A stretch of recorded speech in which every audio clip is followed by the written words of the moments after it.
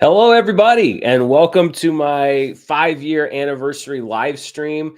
I haven't done something quite like this since I launched the channel. I've done weekly shows and news shows and stuff like that, but this is the first one that's kind of more just a hangout. There's not a specific topic that we're talking about. It's just kind of to say thank you as viewers for being here for 5 years, which is just absolutely mind blowing to me. I'm going to be trying to check your comments as we go. This is the first live stream I've done with this setup, so there may be a little bit of troubleshooting here and there. There may not be, but we're just here to have fun. We're here to have a good time. I've got a couple of friends that are set to call in and join in. I've got some fun channel related stuff that I'm going to do with them about the history of the channel. But 5 years, it was 5 years last Sunday that I started this channel here on YouTube after coming over from Screen Junkies. I reached out to a few of my pals over there that they weren't able to make it out. Sunday afternoons and evenings can be a little tough. So Spencer and Joe and a couple other folks sent their regards, but they won't be able to make it here today. I am happy, though, with the folks that are going to join us.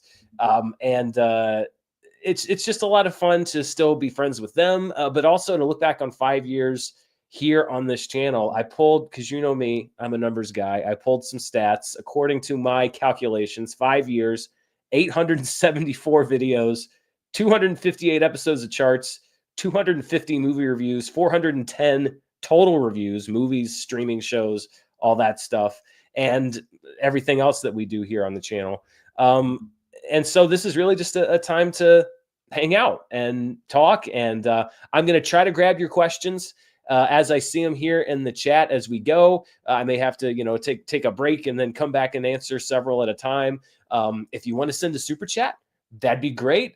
You don't have to, though. I'm going to try to find every one of the questions here. I already did actually get one super chat. Let's see what this one says. This is from Anthony, which I think I can have this pop up on the screen. I'm going to be a little grampish, a little grandpa-ish at some points during this thing because, it's a one-man band. We have a couple. Let's see. We have one here from Adam who says, any chance in September to Toronto International Film Festival this year?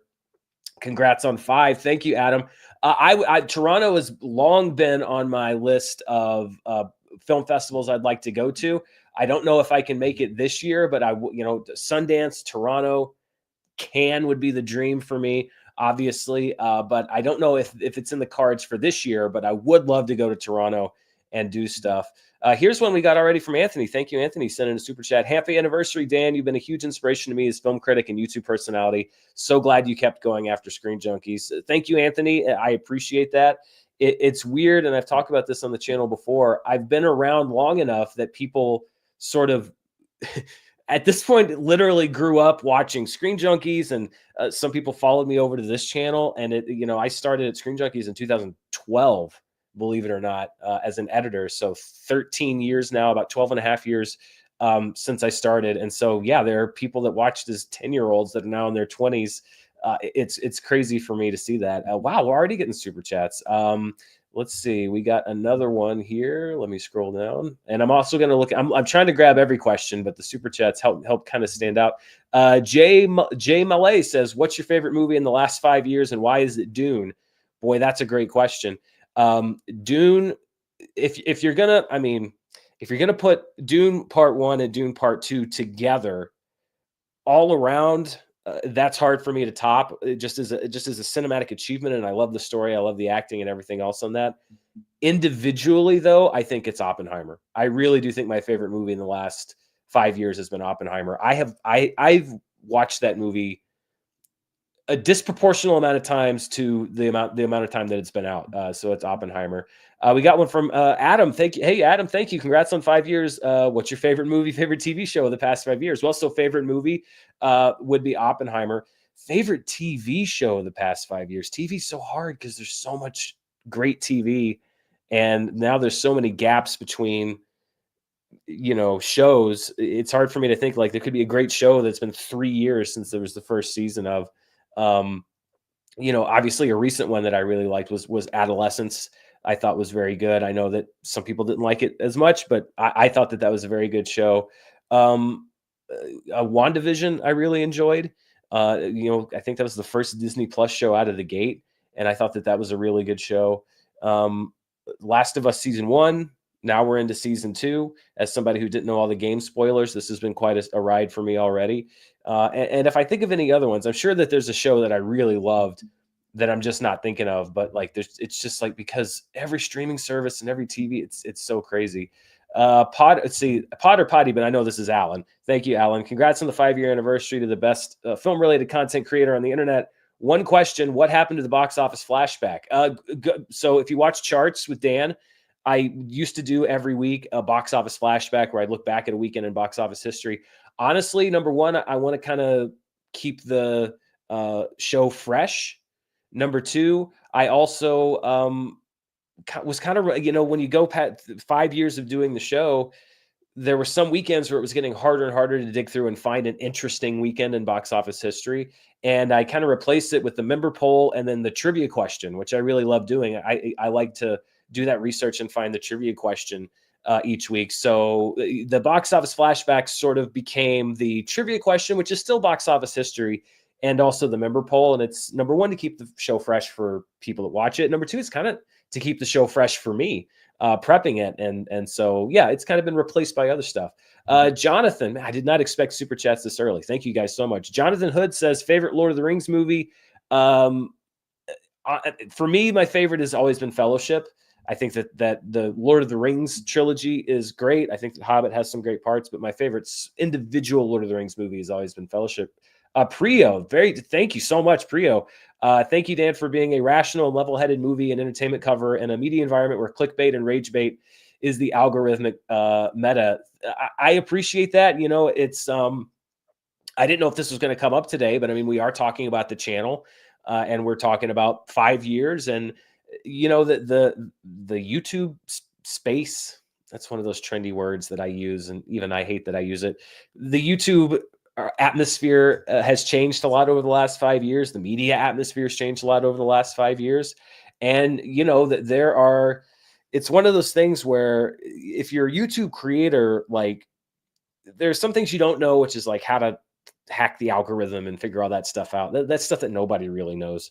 But then there are some things that, you're like, well, if I do this, or if I, put this as my thumbnail or this is my headline, then it's probably going to do pretty well. But it has to be something that, for me at least, it's got to be something that I want to do. And a lot of stuff in that direction is stuff that I don't really want to do. And so I do try to optimize. I sat there for like 15 minutes last week figuring out how I should title my chart show on Sinners to optimize interest and stuff like that. But there are a lot of things that do well that just don't interest me. And it does come, at the expense of channel growth and views, etc. But honestly, for me, long term, because like this isn't just I don't look at this as a way for like wealth or fame or whatever. Like I'm lucky enough to do this as my job. I enjoy doing it as my job. I'm so incredibly lucky that I can do it as my full-time job. And so for me, I've got to keep enjoying it, like first and foremost. And so there's some stuff that I don't do that other channels do, and that's not to knock those channels. They have to do what works for them. But I'm happy that people kind of recognize where I'm coming from, and I love making videos and I love what I put out and I'm proud of what I put out. And that's sort of, I think, why I'm still here after 5 years, honestly, because if I was just grinding out stuff I didn't like, I don't know how I could do this long term. I hope that I'm like 75 years old and I'm sitting here like, Star Wars episode 47 this week made $11 at the one movie theater that's left. And there will be 2 people watching Charts because no one goes to the movies anymore. But I'll still be talking about it. Blackadder, not I. Thank you so much. Hope you might promote individual theaters again. I thought I found Cultplex in Manchester, UK, a city I'd been to many a time, but didn't know that place until you promoted it. Yeah, that was something else I did. It's funny. One of the things that I'm going to do with one of the people that's calling in, we're going to talk about some of my videos that got a lot of views and some that didn't get as many views. And that ties in specifically to what you're talking about. But that's something I'm always on the lookout for. I did the little feature on the theater in Miami Beach with the screenings and the problems that they were hitting with no other land in the Miami Beach city government and stuff. And so I'm always kind of trying to keep my ear to the ground with stuff about indie theaters. But that was a fun thing for me to do. And, it's not a weekly thing anymore. But I'm glad that people found those theaters based off of it. I probably should. I should probably do that at least monthly. I think maybe I'll try to do that monthly on the show. Daniel Wise says, congrats, Dan. Do you have any plans to bring back Dan Explores Anime? I'd love to see you review Violet Evergarden, Kaguya-sama, and Attack on Titan. Yeah, Dan Explores Anime was something I did really early on. I think I did 1 or maybe 2 episodes of it, and it just didn't really get much traction.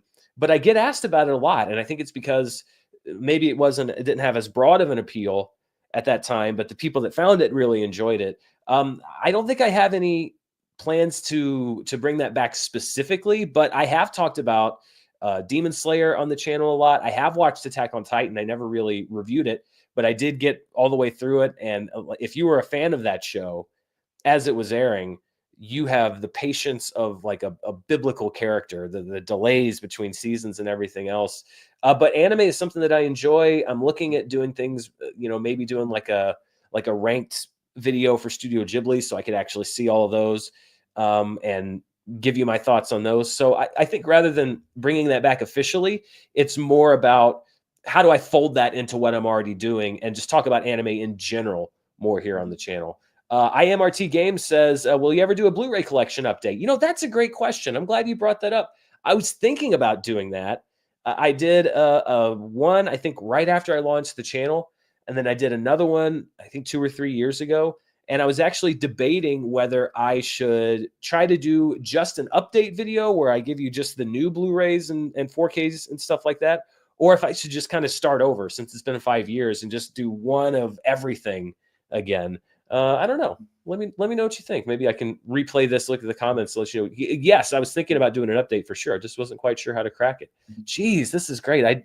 I honestly did not expect to get this many questions and super chats so early, and I want to dig through here.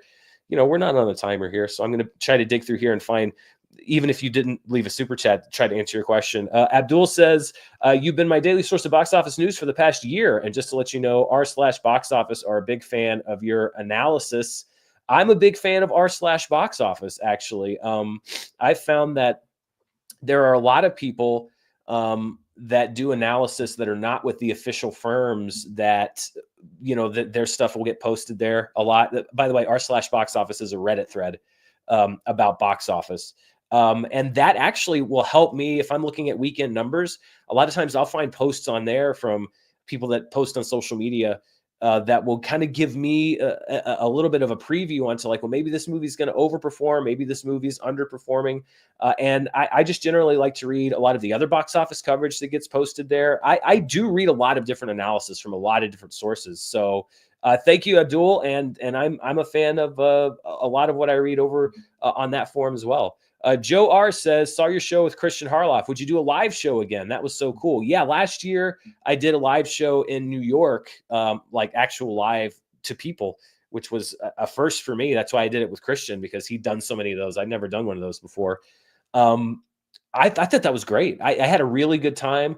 We didn't have a whole lot of time to promote it leading up to it. I would absolutely do a live show again.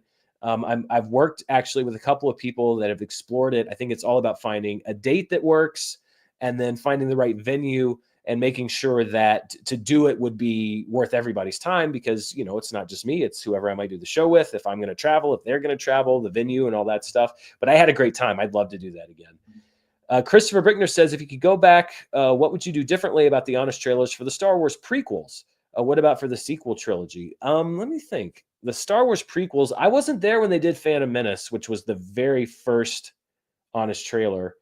I was there when we did, I'm pretty sure I was there when we did Attack of the Clones and Revenge of the Sith. I honestly don't remember what we said about them. I know Revenge of the Sith did great at the box office this past weekend. I think it just goes to show how a movie can mean different things to different generations, because I think people younger than me connect with that movie on a whole different level than I did. And as far as the sequel trilogy, honestly, I kind of liked the angle that we took on the sequel trilogy. I don't think I'd really change anything about it. So Yeah, I was happy with it, with the caveat that I haven't really watched a lot of those trailers, especially the ones that we did for Attack of the Clones and Revenge of the Sith. I haven't watched either one of those in a very, very long time. Dante says, "Thank you for the great work. Greetings from Mexico." Thank you, Dante. I appreciate the greetings all the way from Mexico. Goodness gracious, I did not think I'd be answering questions right off the bat. B Money Rules says, "Thanks for the endless entertainment, Dan. What was the hardest moment in producing this channel, and how did you get through it?" I don't know if I don't know if you would call it a moment, but I launched in April 2020. I remember being on a call. It was actually a call we were talking about launching all my movies because I was already talking about that when I launched the channel. And we said, well, let's put a soft date launch for all my movies in June because it's April. By June, Black Widow and all the other movies should be coming out again. We'll get through the lockdown and we can start tying episodes to movie releases. And then it was like a whole other year basically before that happened. So I don't know if it was really a specific moment, but that whole first year of running the channel where I wake up every day and I'm like, okay, I'm running a movie channel, but there are no movies in theaters. That was a challenge. That was difficult because I didn't have that base of having done it on my own for so many years to kind of attract people based on that. So it really was, what can I invent? What kind of video formats can I invent that are going to help me do that? So yeah, that wasn't a specific moment, but that was definitely that first year to 18 months was a challenge. And then we got on our feet, and then the strikes happened. So that was probably the second most challenging moment. Jack Lewis, Jack, thank you so much. That is so generous. Congrats on 5 years. I've been a fan since Screen Junkies, and you were my favorite there. So when I heard you started your own channel, I was ecstatic. Just have to say that your reviews bring me an immense amount of joy, and I couldn't imagine not having them in my life. Thank you, Jack. Again, I've said a variant of this on the channel many times before, but it's nice to know that what I do is meaningful outside of this little very cluttered spare bedroom where I do the show, because it's easy to forget sometimes that this gets out to a whole group of people. And it's always nice to hear that, people like it and they take meaning from it, or they don't like it and it starts a disagree. The fact that people respond to it and that they like what I'm doing, that's really meant a lot over the years. And Jack, that's very generous of you. And thank you so much for saying that. Benji Carr says, what has surprised you the most in the last 5 years? What surprised me the most? I think I wasn't really prepared for, and I think it's because this channel launched at the same time as the lockdowns pretty much started. I wasn't prepared for the amount of competition, only because people making videos on the internet and stuff, there were a lot of people pre-COVID. It just exploded during COVID. And so I think I was surprised the most by the fact that it was such a much more crowded field than I anticipated. But I think what that does is just it makes you get creative and think about, okay, well, how can I stand out?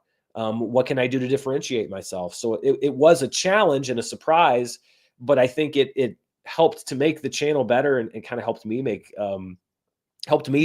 become a better creator, because when you're sort of forced into figuring out how to do this, then you have to get creative. You have to come up with a creative solution. And but that was a big surprise, was just looking out and seeing that explosion pretty much as I launched the channel, going like, okay, this is going to be an everyday in the trenches kind of thing.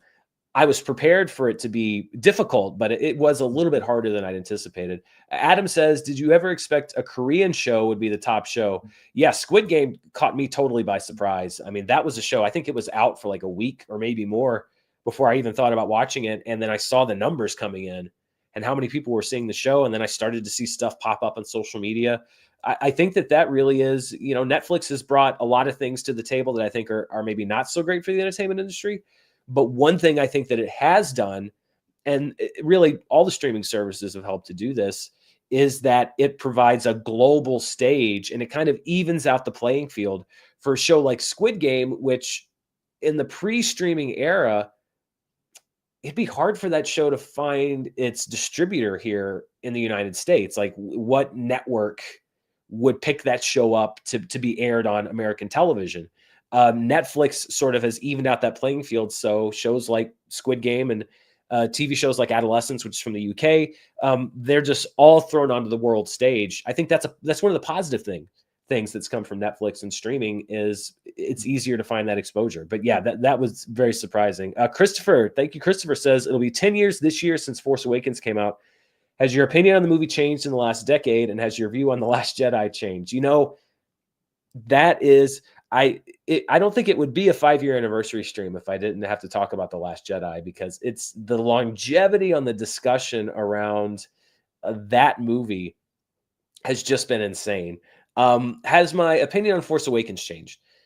Not specifically, although the ending of the movie lost a little impact for me because I know now and didn't know then that they didn't really pick up from there. It then became subverting that and then subverting the subversion. And so I think it lost a little bit of its impact as far as the setup and Rey and Luke on the hill with the camera and the holding out of the lightsaber. In context, that's a little less meaningful for me, but I still like Force Awakens. I think it's a fun movie. It's really the only one of the new ones that I would sit down and watch and really have no reservations about. My view on The Last Jedi has not really changed. I still think there's some great stuff in there, and there's some stuff in it that I really don't like.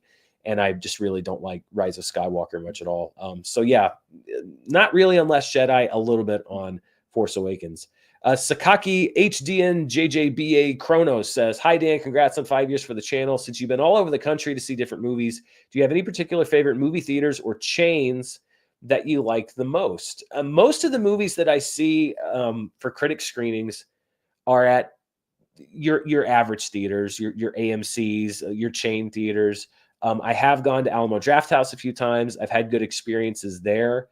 I'm happy. I was happy to hear that the striking workers in New York were able to finally get some sort of a resolution with their labor situation at the Alamo Drafthouse up there. I think that was the fear when they got bought by a big company like Sony, that it would lose some of that specialness that made it so great. And I think that, according to a lot of people, and I've talked to employees that work in other draft houses around the country, that has happened a little bit. But generally, I would say my favorite theaters that I've been to are when I was in New Zealand, where those chains really don't exist. I went to 2 or 3 kind of local theaters, smaller theaters, and I thought those were great because they were in the older buildings and they had that sort of glamour and prestige of old Hollywood and all that stuff. And it felt so personal. It was like people running it were there because they wanted to run a movie theater and programming and stuff. There was one called the Roxy in New Zealand. That was a great theater. It's co-owned by a lot of the creatives behind Lord of the Rings, where they have a great programming slate. And I talked to the guy who ran it, and he's just passionate about film and wants to make a great experience. Like, those are the ones that I like. A lot of those indie theaters that I've talked about in the past. Those are the ones that stand out to me. Nothing against the big chains, but it's just they're kind of in it for different reasons. Pesky716 says, "Congrats on the anniversary. Hope you could bring back featuring independent theaters. My cousin-in-law recently purchased Spring Grove Cinema in Minnesota. I wrote a DM in Patreon but never heard back. I apologize about that. I try not to let those messages slide by me. Spring Grove Cinema in Minnesota. I'm going to take a note of that. I'm going to check that out. Like I said, I should probably go back to featuring those at least once a month. Nameless Media says, "Happy anniversary, Dan. You're a massive inspiration to me as a creator. Question, where do you think Sinners has a chance above the line at the Oscars?" I really love Sinners, but I think it's way too early to talk about that sort of thing because, we just don't know what other movies are going to come out. We don't know how good they're going to be. If they're not going to be good, there have been so many times that an Oscar contenders turned out to not be very good. And inversely, sometimes a movie that nobody's thinking about comes through and Anora this time last year wasn't on anybody's list, I don't think, except for maybe a speculative list of what might be a good movie. And it came in and dominated the Oscars. So I think that it has as good a shot right now as any movie, but I also think that it's way too early to talk about because we just don't know the context of it. If there's going to be a movie from the early part of this year, for example, I don't think Mickey 17 has much of a chance just because it didn't really catch on. Sinners has really caught on. I mean, the hold this year at the box office this week, I should say, was like -6%. And we'll talk about this on charts this week. That's one of the best holds for a movie in that wide of a release on a non-holiday weekend, meaning not at Christmas when the box office always kind of goes up and down weekend to weekend. So it's had an incredible appeal so far, but that's, we just we're a little too early. I'm way behind on comments, by the way. I'm looking at when some of these have come in, and I'm not even close to being caught up. But I'm going to try to get to as many as I can. Emmanuel says, "Sorry if this is a touchy question. Ignore it if it is. It's been 5 years since the Andy stuff.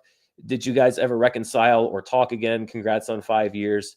I mean, it's been longer than that, honestly. That's just not something that I, would talk about publicly. All I'll say is, I've said what I wanted to say privately. I prefer to keep it private. And he appears, from everything I've seen and from what I've been told, it looks like he's found a lot of success here on YouTube. His channel, I think, is bigger than this one's probably ever going to be. I mean, he's really found something that works for him. And, as far as I'm concerned, we're both kind of on separate roads at this point. I wish him well. I wish his family well. Other than that, I just don't really have anything to add there. Francisco Guimaraes, I apologize if I butchered that, says, "Congratulations. I love your work since the days of Screen Junkies. I would love for movie fights to come back in some form." I would too. I love doing movie fights. And I've talked to Screen Junkies, not Screen Junkies Screen Junkies is a person. Like, I just go and talk to them in an office. I talked a few times to some people over at Screen Junkies about movie fights and some possibilities about, something official or some kind of a partnership. But to be honest, I mean, that fandom owns that. And they have every right to do with that what they want to. I would, if they ever brought back movie fights, I would love to be a part of it in any way that I can. I hear whispers from time to time, but I generally, when people say they love for movie fights to come back, I agree. I'd love for movie fights to come back, even if I'm not involved. As a fan, I'd love to watch movie fights again because I just thought that it was a really fun show. It was a fun time for friends to come together and have what were always intended to be very friendly arguments about absolutely ridiculous things. Serious arguments about ridiculous things. It's one of my favorite things in the world. Fade Ogalon says, "What are your thoughts on ScreenX? Have you seen a film in this format?" I have not seen a film in the ScreenX format. I don't think. I'm trying to think if I know if I'm getting the formats mixed up. Not to my recollection. I don't think that I've seen a movie in ScreenX, but it sounds cool. I think ScreenX is that sort of like one of those Dolby Cinema, Dolby formats. In that case, I think I may have seen one. If that's the one that's at like Cinemark, then I think I might have seen some movies in ScreenX. I know it's a premium format. And I remember thinking it was really cool. Anything that's all about presentation, great sound, great picture, that's what we need for movies right now. You need to show really good movies in the best possible format that you can. And hopefully at the same time, not have people throwing popcorn and live chickens in the theater. Cause that's, I get it. It's fun in the moment for the people doing that. But overall, listen, for Minecraft, maybe, but I don't think that should fly for all movies. We don't need to set that precedent. I don't think that, Superman needs to have popcorn being thrown around. Jurassic Park, maybe we'll see. Hey, speaking of, I have my first guest. Like I said, I'm about good grief, 17 minutes behind on comments. If you left a super chat, I'm going to get to you. I'm going to try to grab as many as I can. But I told you I was going to have some old friends popping in. And my first one is waiting now. I'm going to pop my headphones in as well. He is my former partner at the Movie Trivia Schmodown. He and I have actually been shoulder to shoulder in this area for about the same time. He runs his own channel. You see him doing movie news. You see him doing movie reviews. You see him trading the hottest of topics and the hottest of opinions on the hottest of mics every week with Jeff Snyder. He is my friend John Rocha. What's up? Hello. That's a great intro, man. I love it. How are you, man? Good to see you. How are you? Welcome to my little YouTube party. I know, I love it. I love it. We may have stood shoulder to shoulder once upon a time, but you are clearly head and shoulders above me, and I'm so happy to be celebrating your channel and how well you've taken to it, right after what happened. So, yeah, great stuff. Onward and upwards, and congratulations on everything, my friend. Oh, well, thank you so much. And thanks for coming in to hang out. And, we used to be able to do this in a room together, but now we've talked about this. Everybody, not just COVID. I mean, now everybody's just spread around the country. Yeah, I know. Yeah, because Christian's in New York. Yep. You're there where you're at. I'm here in San Diego, not even in LA anymore. But yeah, everyone's all around, and sometimes all around the world. I've even had people who are like in different countries come in, which is always a fun situation. But yeah, I mean, we can do it all remote now, so it's a little bit easier. Yeah. So, Rocha, well, a couple things. Number Okay. one, I have some fun sort of channel related stuff Okay. that I'm planning with the people that call in. So we're going to Okay. play kind of a fun recap game with you. But I Okay. mentioned, you talk about the hottest topics in Yes. entertainment every week. I wanted to gauge your opinion on a couple of them. Number Okay. one, this is something I haven't really talked about here on the channel yet, Oh, but a lot of people have asked me about them. The new Oscar rules, and I think you and yes. Jeff may about this on your show already. But there's a Yeah. new rule that states that Academy members, and there's over, I think, 10,000 of them, Yeah. are now required to watch all the nominees in a category before they can vote. And the Yeah. response that a lot of people had was, well, shouldn't they have been doing that anyway? The answer is yes. But there's been questions about enforcement. How can they do it? They said they're going to track it through the viewing portal. You can say you go to a screening, but it kind of allegedly works on the honor system. I'm Right. just curious, what's your take on it? What do you think about this? Well, I mean, it's a sad state of affairs that we even need to do this. So it speaks volumes that they clearly have heard I think just the public itself, and also probably even some of the voters complaining to the higher ups saying, look, it's unfair that some of these awards are being handed out and not a lot of people are watching these things. I mean, I remember hearing all the way back in the early 2000s when I started occasionally doing production that like some of these people who were part of the academy were handing off their ballots to their assistants or to their friends there who were filling out the ballots for them. So I've always had a bit of a weary eye or a leery eye about the Oscars situation, even though I do love the Oscars, love to celebrate the Oscars. But I do think it's sad that they even need to come up with these rules. That being said, I don't know how you enforce these rules, Dan, aside from like assigning times, putting up bringing in security guards to make sure they sit in their seats and watch the whole movie and then Yeah. sign out afterwards, because you can still kind of check out on this because of the honor system they're still using. And you could put a movie on and go shop for 3 hours, come back and the Brutalist is over, and then say, yep, watched it. So it just seems like putting lipstick on a pig, as I said in our thing. It's still a pig at the end of the day. So to me, I don't know that this does much except scare maybe some of the newer Academy members, so to speak. Yeah, I mean, that's kind of what I was thinking too, Mm. because I remember the TV Academy, and when I haven't voted in a few years for the Emmys because I Yeah, haven't watched a lot of TV, and I actually do think if you're voting, you should have seen what you're voting for. But when 100%. I did vote, you would have to, click a thing when you voted that said, I Yeah, certify that I have watched all of the nominees and that I'm qualified. But again, they can't check on that. right. Oscar thing with the screening portal, they say, well, we can track what they watch on the screening portal because they have a login and we can, it'll say, oh, they watched this movie. Right. But like you said, they could sit their husband or their kid or whoever in front of the TV to watch it, Yeah, or they hit play and go outside and mow the yard. You right. can't, unless you're watching them watch the movie, you can't verify that they actually saw it. The screening thing I heard again works on the honor system. And I think the Yeah. tougher thing is there's 10,000 plus members of the Academy.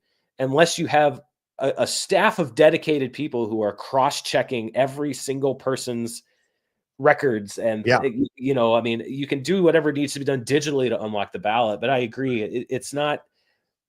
I'm kind of split on it because part of it is I'm glad that it's at least in the rule so that if somebody flagrantly Right. defies it, then there is some sort of an enforcement thing. You can't just kind of shake your finger and go, you shouldn't have done that. You can Right. actually have penalties on them, but there's no way to actually enforce it. It's just Yeah. it's not possible. Yeah, yeah, and I mean, and what do you don't go to jail. They don't sue you. You just lose your Yeah. status as a voter, and it's not like, the Hollywood Foreign Press, as I heard with the Golden Globes, like they get paid. So there are certain critics that get paid a certain amount to watch all the movies so they can vote in Mhm. the Hollywood Foreign Press Awards, Golden Globes. It's not the way with Academy members. I don't think. I don't think Academy members get a salary to vote. So No. there's even less of an incentive to necessarily watch all of this stuff, because it doesn't affect you financially if you happen to be caught, which would probably take a really egregious violation of the rules for them to make it obvious to catch you. There's no real repercussions to it all. So I think this is all just show. This is all just a display to let people at least feel that the Academy is doing something. Yeah, and maybe it'll make enough of a difference that yeah, Yeah. I kind of it's the way that I felt about the this was, and I don't think I ever talked too much about it on the channel here, but the whole the guidelines they put in place for Best Picture, where they're Yes. like, we've introduced these new guidelines that ensure diversity in the entertainment Yeah. industry because of these.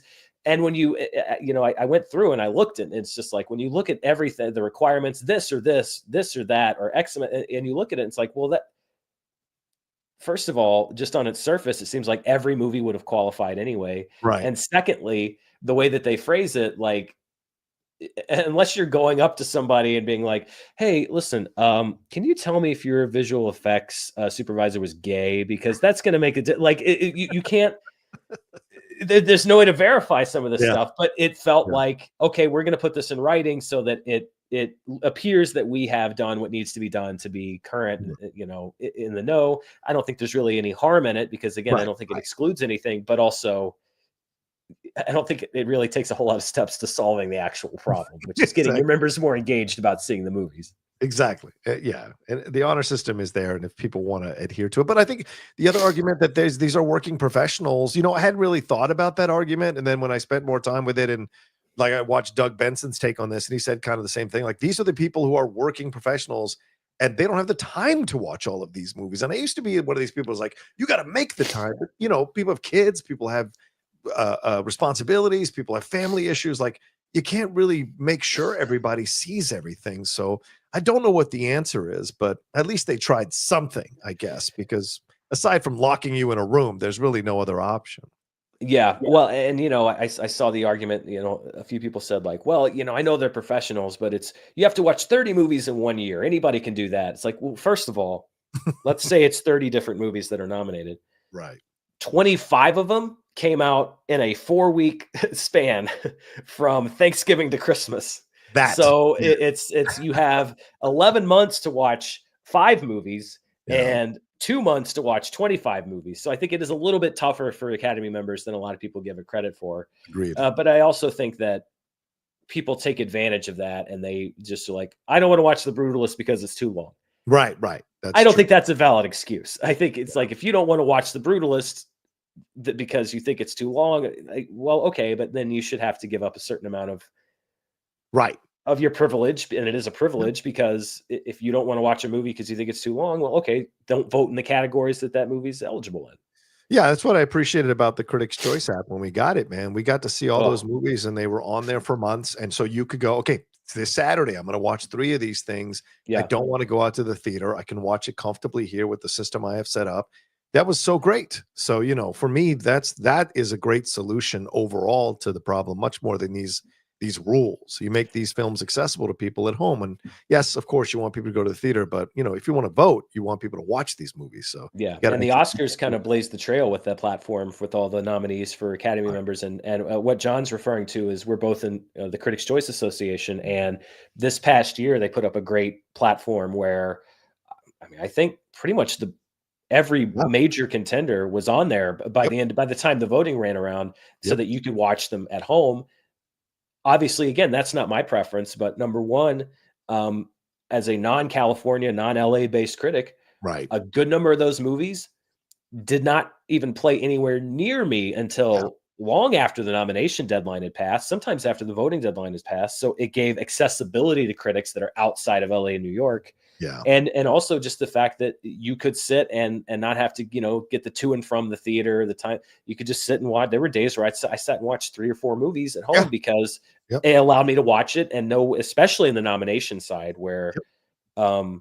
you have every movie to choose from. And then voting, I just made a list. These are the movies I need to see. I watched all of them and Yeah. I voted. Yep.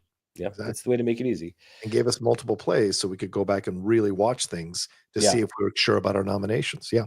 Yeah. Yeah. I see somebody, actually, Kevin, as I'm looking at the comments, said, Oh. "Yeah, I'm Not Here didn't play until 2 weeks before the Oscars in my Mhm. area."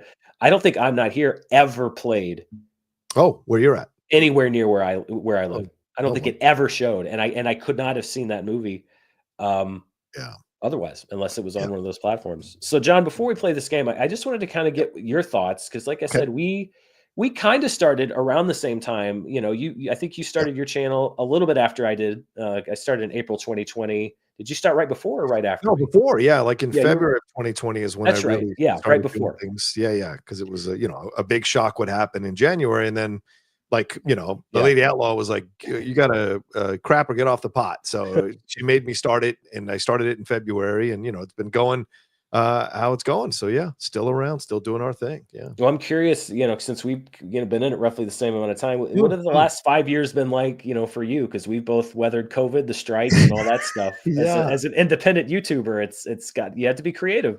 Yeah. Well, I mean, I had much less experience than you and Christian working at those outlets, being aware of playing at the higher levels and all those kinds of things and access. And plus, you're an editor. So for me, I was really walking into this very, very cold. I'd never really run anything of my own. I'd relied on the Collider system. I just showed up, recorded, then, did descriptions, and I didn't even do SEO on my side. So there was so much I had to learn. I had to learn about cameras, microphones, lighting, editing. There was so much I had to catch up on. I was very thankful that a couple of people stepped up to do graphics for me. So that initially was a great start. And then piece by piece, step by step, figuring out what my voice is, what I want the channel to be, who I want to work with, what kinds of shows. So it's been a heck of a learning process for me. And it's, I'm not near I'm not at 100,000, but I'm still always learning. And I have to give myself grace that I just keep building every month. There are channels that don't add new subscribers every month. So I'm very happy to still be adding subscribers every month and building to where I'm going. And there's more changes coming. And so, but yeah, I mean, a lot of stress, a lot of like, what do I want to talk about today? Do I have time to write this entire thing and edit it and record it and get it out in time? I'm missing deadlines. Do I even do the review? Do I even do the reaction? So Yep. a lot of gray hairs have popped on my head over the last 5 years running this channel. But that being said, I'm very grateful that I can make money doing that and the podcasts. I have multiple revenue streams. So yeah, I mean, it's been tough, but it's also been very rewarding to not have anyone over me telling me what to do other than myself, Yeah. and being able to talk about whatever I want to talk about and review whatever I want to talk about. So that's been great for me. Yeah. I am happy that, for a lot of their bigger shows, Disney has stopped doing here it's a 2 a.m. drop. I think the Oh package yeah. would be a Right. 12 a.m. drop, but like for the big shows, it was like I have to structure my whole day because it's like, well, Mandalorian finale's on at 2 a.m., so I guess I got to sleep till uh, uh, Well, 12 right. and then take a nap because I'm going to be up till 8 a.m. getting my review out. Yeah. If I want to get it out early, I got to get out in the morning. So I'm glad they're now like, you know what, let's drop it at 8 p.m. So I'm only up till like 4 o'clock in the morning instead of, Yeah. Yeah. That's been nice. I like the new system where they're sending you the whole season.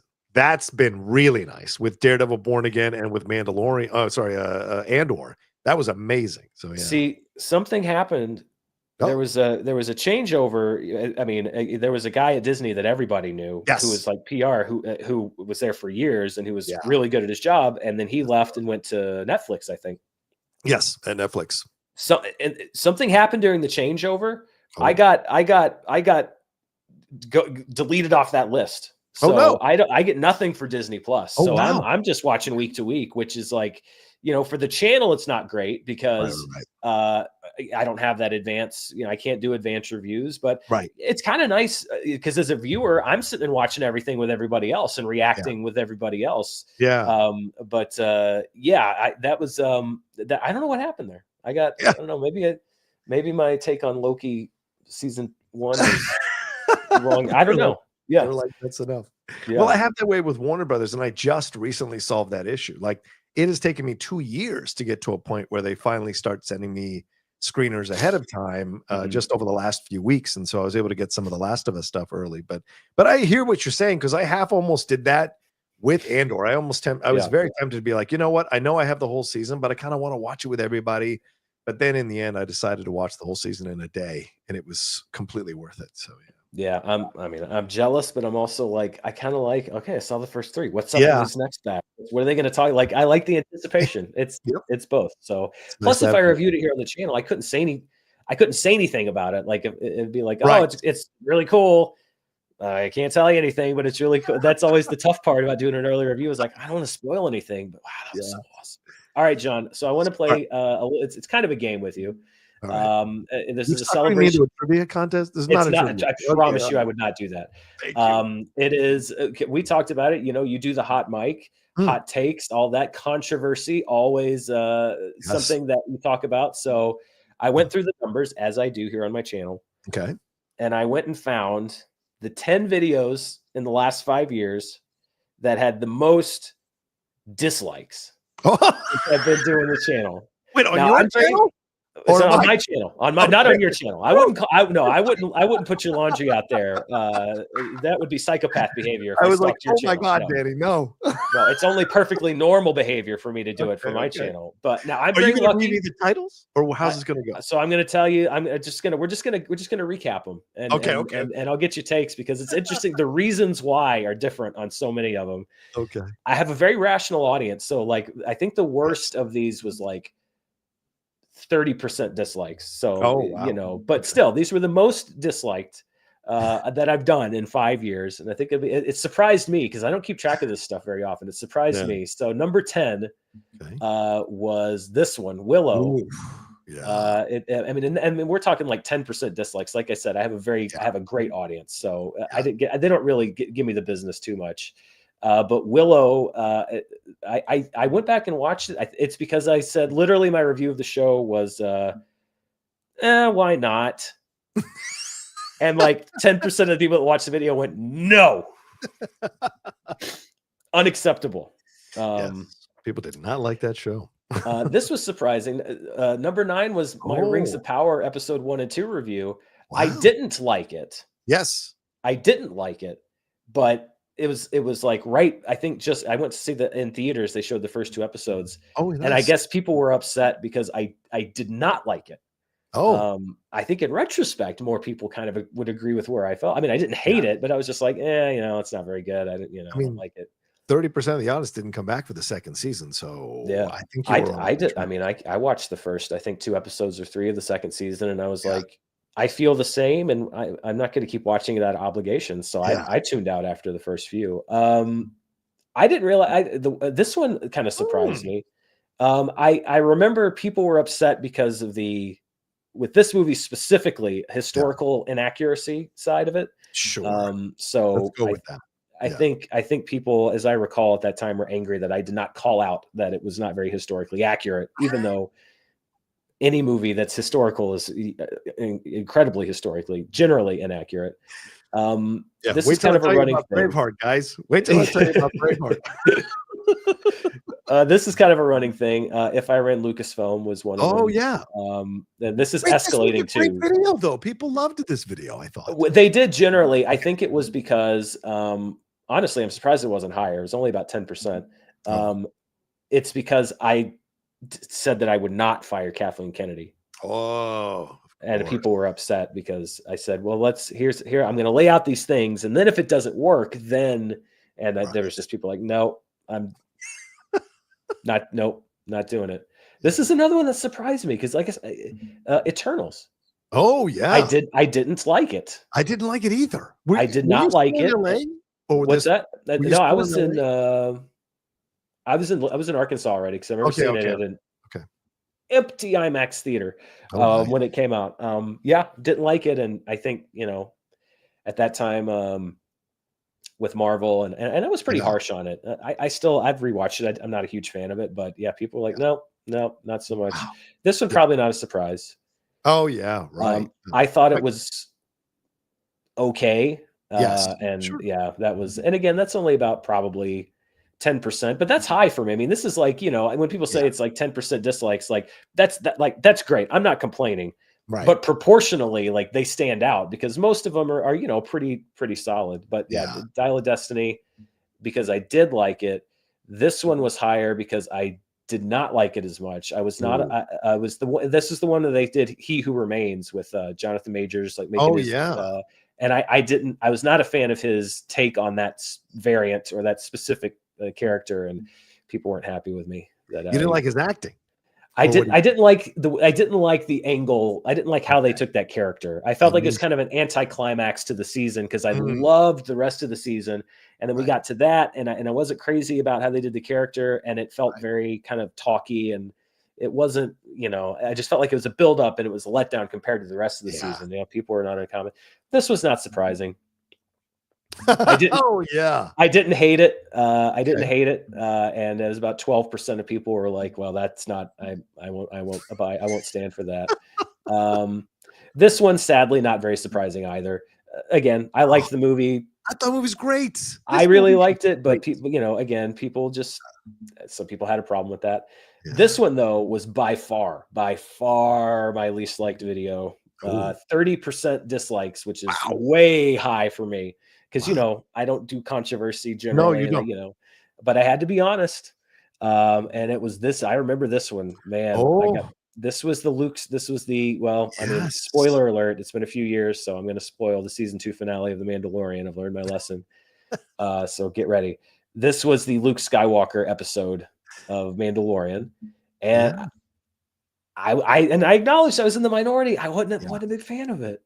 I didn't love it. I didn't love the whole Luke thing, and people didn't like it.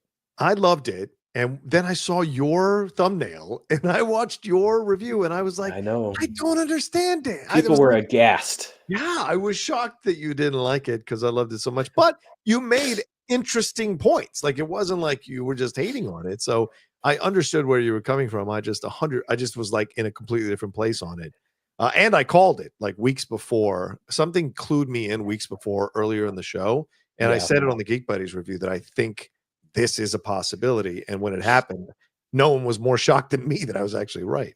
So, yeah. But but that's a shame. That's 30%. But I mean, 30%, some people, that's like a Tuesday. Yeah. 30%, right. That's give me I'd kill for 30%. Like, that's what I say. I'm not complaining.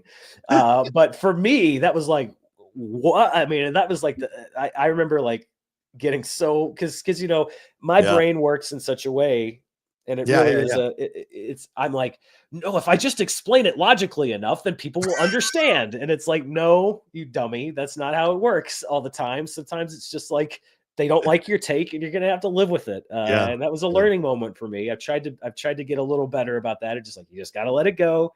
Yeah, you're in the market of giving your opinion. Sometimes people aren't going to like your opinion, but that's by a degree of like, let's see, 15%. That's the most disliked video in the history of the channel. Wow. There were some videos at Screen Junkies, though. I remember that was just like we would have killed for 70% because if we stepped in it a couple times. It's like, oh no, what have we done? So. That's the perils. The bigger you get, the harder is the fall, or the wider is the range of being disliked because more people know about it, see it, and want to comment on it. But yeah. And I would also argue that in a post Boba Fett Mando season 3 world, people might have been a little less offended by that. But this was a Mando season 2 world, Yeah. So loved that show at that time. It's what it is. Yeah. Well, Rocha, I know you got to get out in a few minutes. Before we go, one last thing, though. I know people often, and I'm sure I'll probably have gotten some questions here. People will often ask for my advice, or for people that want to start doing this, or for anything like that. You've been in the game, much like me. You were with companies before you went solo, and you had some bad luck with companies, and we dodged an absolute bullet over at Fandom with the whole Defy thing. So, if there's somebody out there watching, that you would say, what's your advice? What, if you want to start a YouTube channel, what would you tell that person? The first thing you've got to do is find out what your voice is, honestly, because the market is crowded, and how are you going to stand out?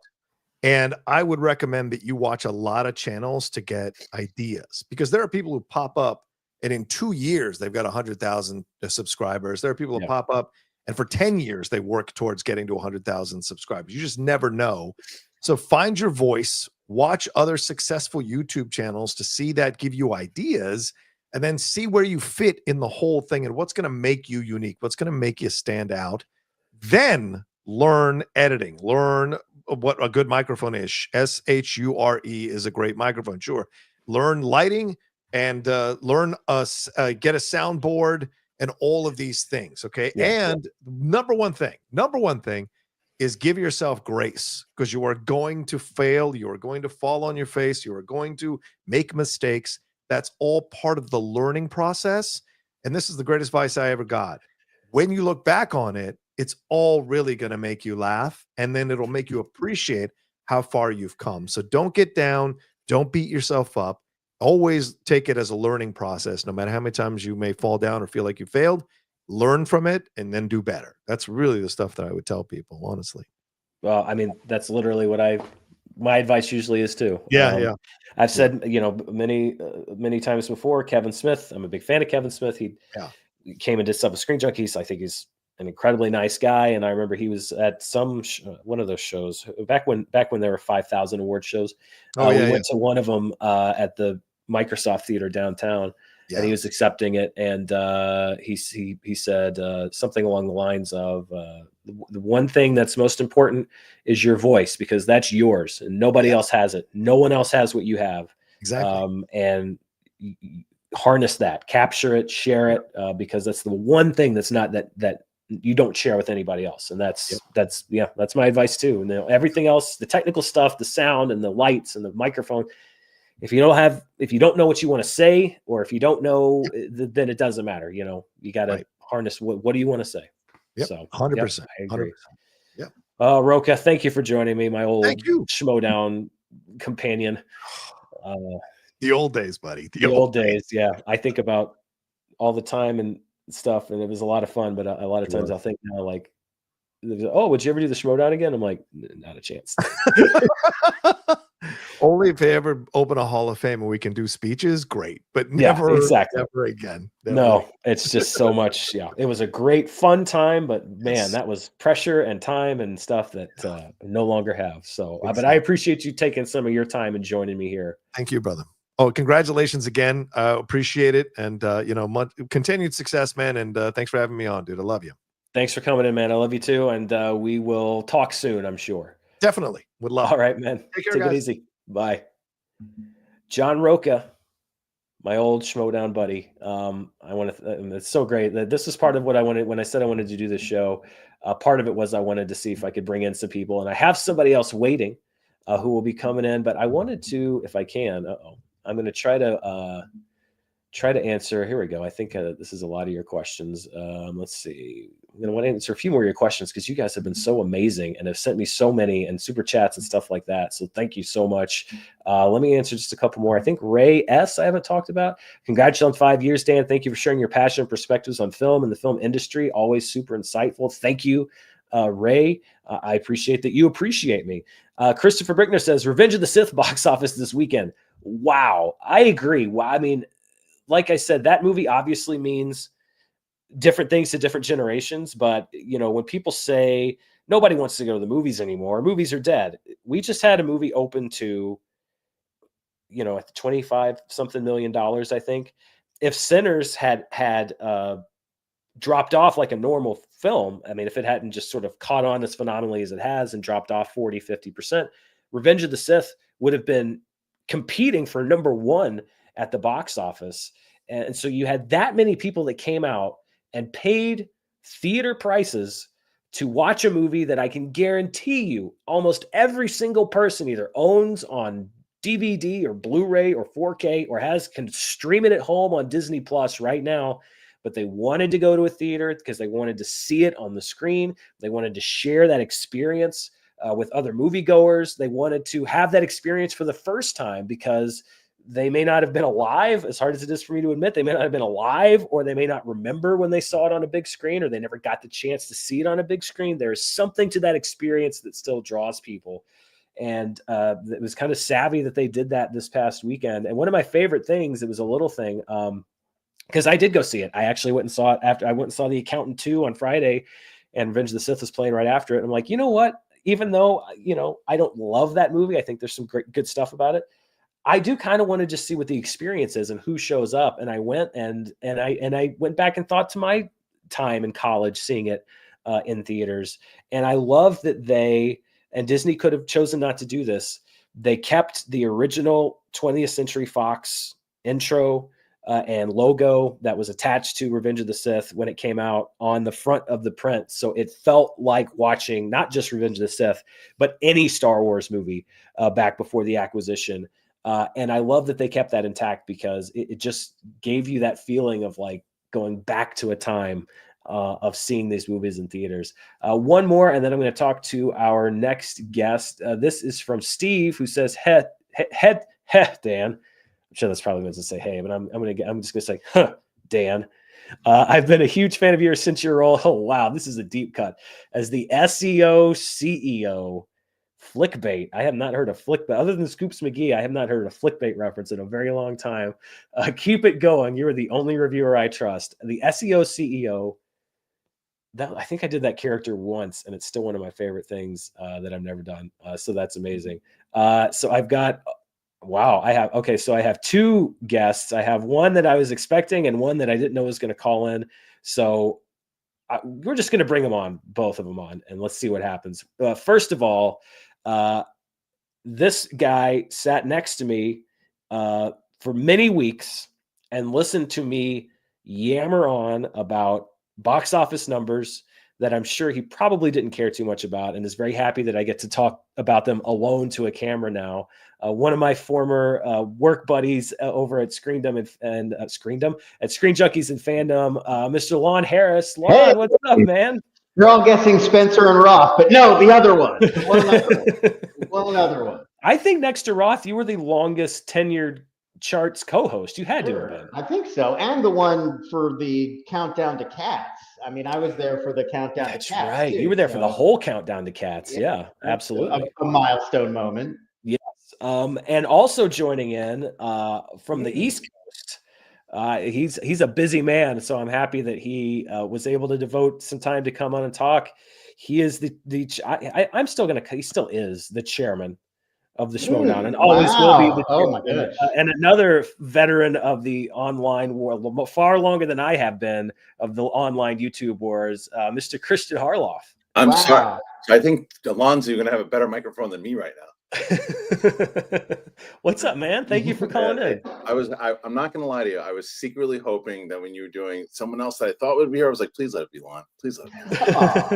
I'm glad. I haven't seen Lon in a while. How you doing, buddy? A while since your farewell show, I believe. Yes. Your farewell at the Comedy Store. The Comedy Store. Yeah.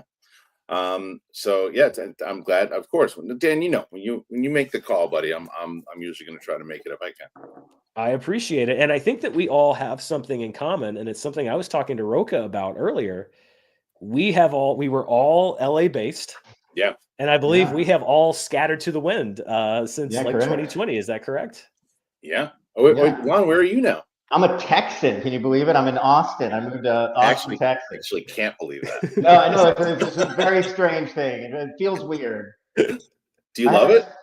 So far, I am really enjoying it. I mean, you got some stuff to get used to, but Austin is a nice balance of you're in Texas, but it's sort of still like a regular city. I hear very good things about Austin, actually. Yeah, so it's a sort of a best of both worlds situation. It's not like moving to El Paso where it's just like now you're a Texan, full 100%. No. So yeah, well, no, it's great, man. I'm glad to hear it. Yeah, we all bailed, Dan.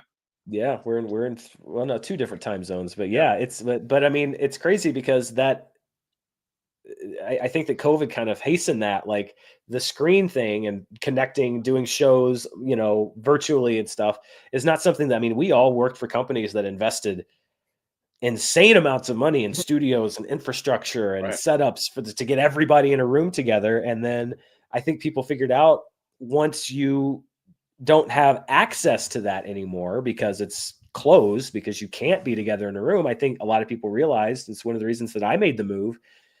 you don't necessarily need to either. It's nice to do it from time to time, but you can gather people from wherever. And, I think what people are drawn to is the discussion, the personalities. It's not the fact that you're all sitting in chairs, one of them slowly sinking next to each other. You can try to replicate that. I know, Christian, it was though kind of a special challenge for you with the Schmodown, because that was so much built on the live experience. It was different with the Schmodown. Obviously, I actually agree with you 100%. Outside when it comes to like the movie space, I think that what happened, and I think we've discussed this often, is that there was like, what happened initially was guys like me and Mark and Jeremy Johns and Chris Stuckman started kind of the first bubble of people sitting in front of a camera talking about movie reviews and those types of things. And then, as you guys mentioned, the corporation started to say, "Oh, we want to do that too, but we want to put some more money into it. We want to do panels. We want to do more ESPN type thing, the discussion." And that caught on for a while. But I think eventually the audience said, that was cool for a little bit, but we kind of like the personalities just intimately just kind of talking to us. So it seems less produced on studio side and just feels like they want quality. They want good cameras. They want good microphones. And I think that's totally fair. But I think when it comes to, as long as the discussion, as you're saying, Dan, I think that's what the audience has kind of responded to. But yet Schmodown it was built off live events. It was built off the energy inside of a room. It wasn't built for digital. Discussions like this are absolutely built for digital with the technology we have. I think there's something really generational about this. Like, we all came of age in a time when like spectacle and big events were like baked into so much entertainment, and like that's where my mind goes to. Like the Schmodown fit exactly into that. It's like, oh, it's like wrestling. It's like a big show. And I think, the kids who are coming up, like, this to them is the same as a spectacle. Like, they, a bunch of people that they like talking and hanging out is the show. And so it's just like our view of it got kind of outdated. Yeah. Well, I mean, it's been, when people say like, oh, 5 years, what's the last 5 years been like? It's been interesting, and I didn't plan on this, that it's been such a transitional 5 years as far as YouTube and online, and kind of going back to what you were saying, Christian, it's YouTube generally, and the shift happened around 2020. It seemed like it started as a bunch of people in their rooms and in their houses doing stuff, on their own.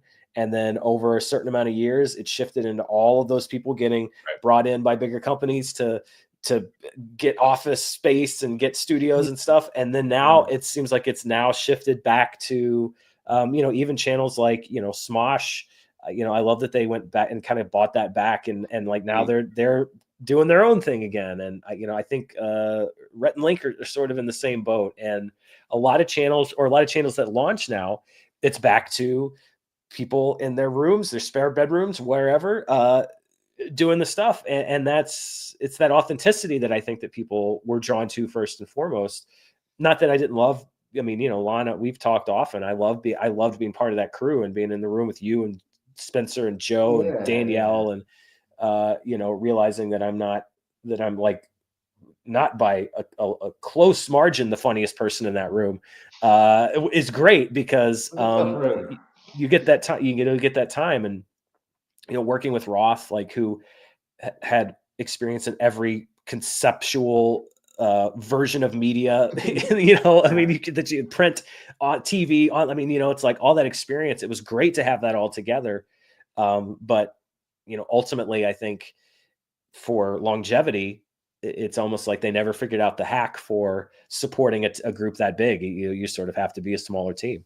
Well, it was the same thing with Collider. Collider was the same way, like, where it was, there was, I always said, when I talked to Fernandez, I say, I wish we kind of knew the things we know now about how this works back then, because there were things that you could have done back then that, and maybe not, because maybe I actually think YouTube has evolved, especially in Dan, I'm sure you can attest this as well, is that AdSense changed dramatically. I think over the last couple of years, as opposed to what it was back then to what it is now. And you can, if you do it right and you set it right, you can make a living. However, as you just said, you can make a living if it's you and a couple freelancers and things too. But when you start having like full-on employees, you've got to find a real way to make a lot of money to support it. And just a couple sponsors for us, great. We can do that. I mean, with a few people, and like I said, freelancers, we can make that work. But for full-on corporations, you got to find sponsors all year round for big, huge deals, and you got to get big numbers.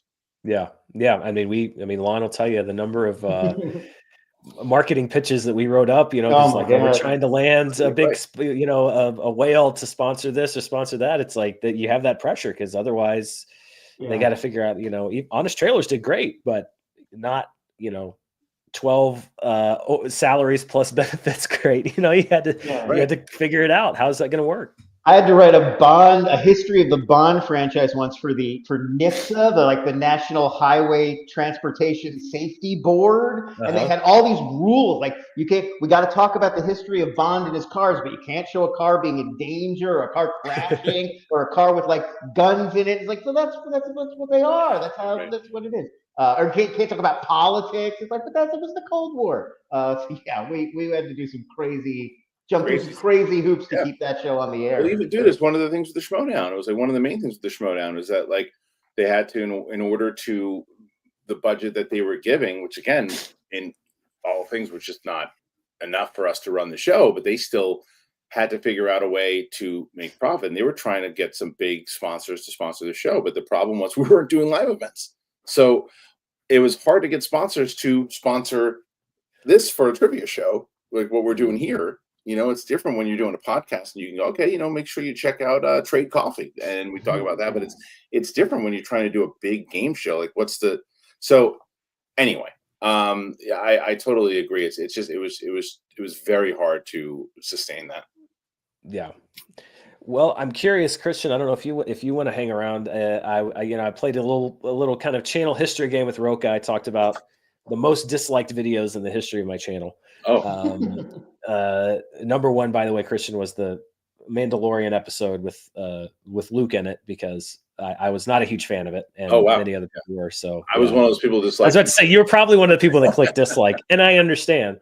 But I thought maybe for Lon, since Lon is used to me throwing top 10 lists of like numbers at him on charts, or at that time charting with Dan, I thought I might go through. We can pick either or both the most watched or the least watched videos in the 5 years since I started the channel, whichever feels more of interest to you. Most viewed or least viewed? I mean, I feel like least viewed would be fun. Yeah, I'm inclined to go with least viewed too. Yeah, least viewed. Yeah, because I'm sure most. I mean, you're always doing well. So let's see. What weren't they watching? Big review of some popular film, I would presume. Probably it was probably an earlier video too. Of my least viewed. Yeah. I will tell you, it's not one of the earlier videos. Okay. So I'm going from 5 to 1. So one of them is, and these are just kind of formats that didn't go anywhere all over the place. This one got, I think, around just over 15,000 views, which again, I'm not there are people out there that would love those numbers. This is all in context of the channel itself. Yeah, this is not right. This was I tried doing this show every week where I did like a basic rundown day to day of everything that you could possibly watch that upcoming week. Right. This one, it just never caught on. I don't understand why people didn't want to hear me talking about Gareth Edwards sci-fi movie, a Wes Anderson shorts collection, and the Great British Baking Show. I don't understand why that wouldn't appeal to a mass audience, but it did not. People do always say whenever a thing comes out and then they didn't get the chance to watch it, like, well, I had no idea. I didn't know the White Lotus had started. That's why I did it, because people kept telling me that. They're like, you should do a show every week where you tell people what is coming out so people know. And I'm like, that's a great idea. I'll start doing that. And then I did, and they were like, well, I'm not going to watch it. You should do it. But that's all. But I still think though that's right now though that's not necessarily how it works. It used to work like that. Like it does work in a sense, right? It works in the sense that if you put that video out and your audience who says it doesn't click on it right away, that does lead into less people seeing it, obviously, but it really is about YouTube, right? Because like here's there's a thing that you and I could cover, Dan, right? Where you've consistently covered box office, and people know to go to your channel for box office. They just know that that's what you're covering. The algorithm knows that more so than anything else, and that's what's the most important. Like the algorithm says, oh, well, people click on this, so clearly people want to see this, and more people want to see this. If I just randomly started doing box office predictions things, they're going to eat shit. Because my channel just doesn't I just don't do it. I don't do it. People don't know that I do it. I'll cover it on my live show, but not in the way that you do it. People know that that's what Dan Murrell does. And when you start to do, you have to like train the algorithm eventually to do it. Like, and it's painful to do because if you start doing all those TV segment things and you start doing those, like they keep eating shit. There's one of them eventually that could tap on, but is that too late? Like if you after you do it 20 times, the algorithm's like, sure, but the other 19 ain't shit. People don't care about this, and we're not showing it.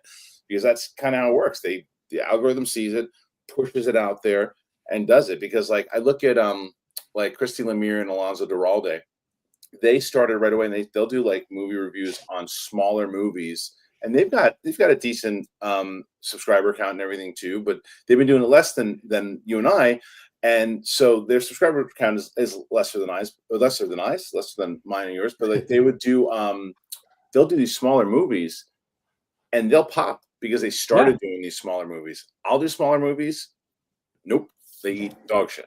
Yeah. Well, I mean, that's part of it. This was, one of my, let's see, when I'm looking at my most viewed of all time, number 5, and this is what I talk to people about. It's like, you have to find those movies that are just big enough that people know what they are or might be curious, but smaller enough that not everybody's talking about them.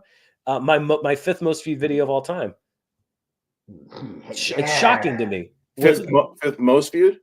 Yeah, 5th most viewed because it was able to, and I didn't plan on that. It was able to thread that needle. It was a movie that was just interesting enough to a certain number of people on YouTube to generate interest, but not so big that every other movie channel at that time was doing it, right away at the same time, because there was no real embargo for it. And it's kind of like what you're saying. By the way, for people out there that are watching, if you're looking for new critics or critics that you haven't seen and you haven't heard of Christine Alonso, they are really, really good film critics, and they're very nice people. And I like, I like to watch their show a lot. Is their channel still Breakfast All Day? Breakfast All Day. Yeah. Breakfast All Day. Check them out because they're great. All right. Next up, we're leading up to the least viewed video. Right. This show was like 10 or 12 hours long, and I thought it might be the next Squid Game. It was not.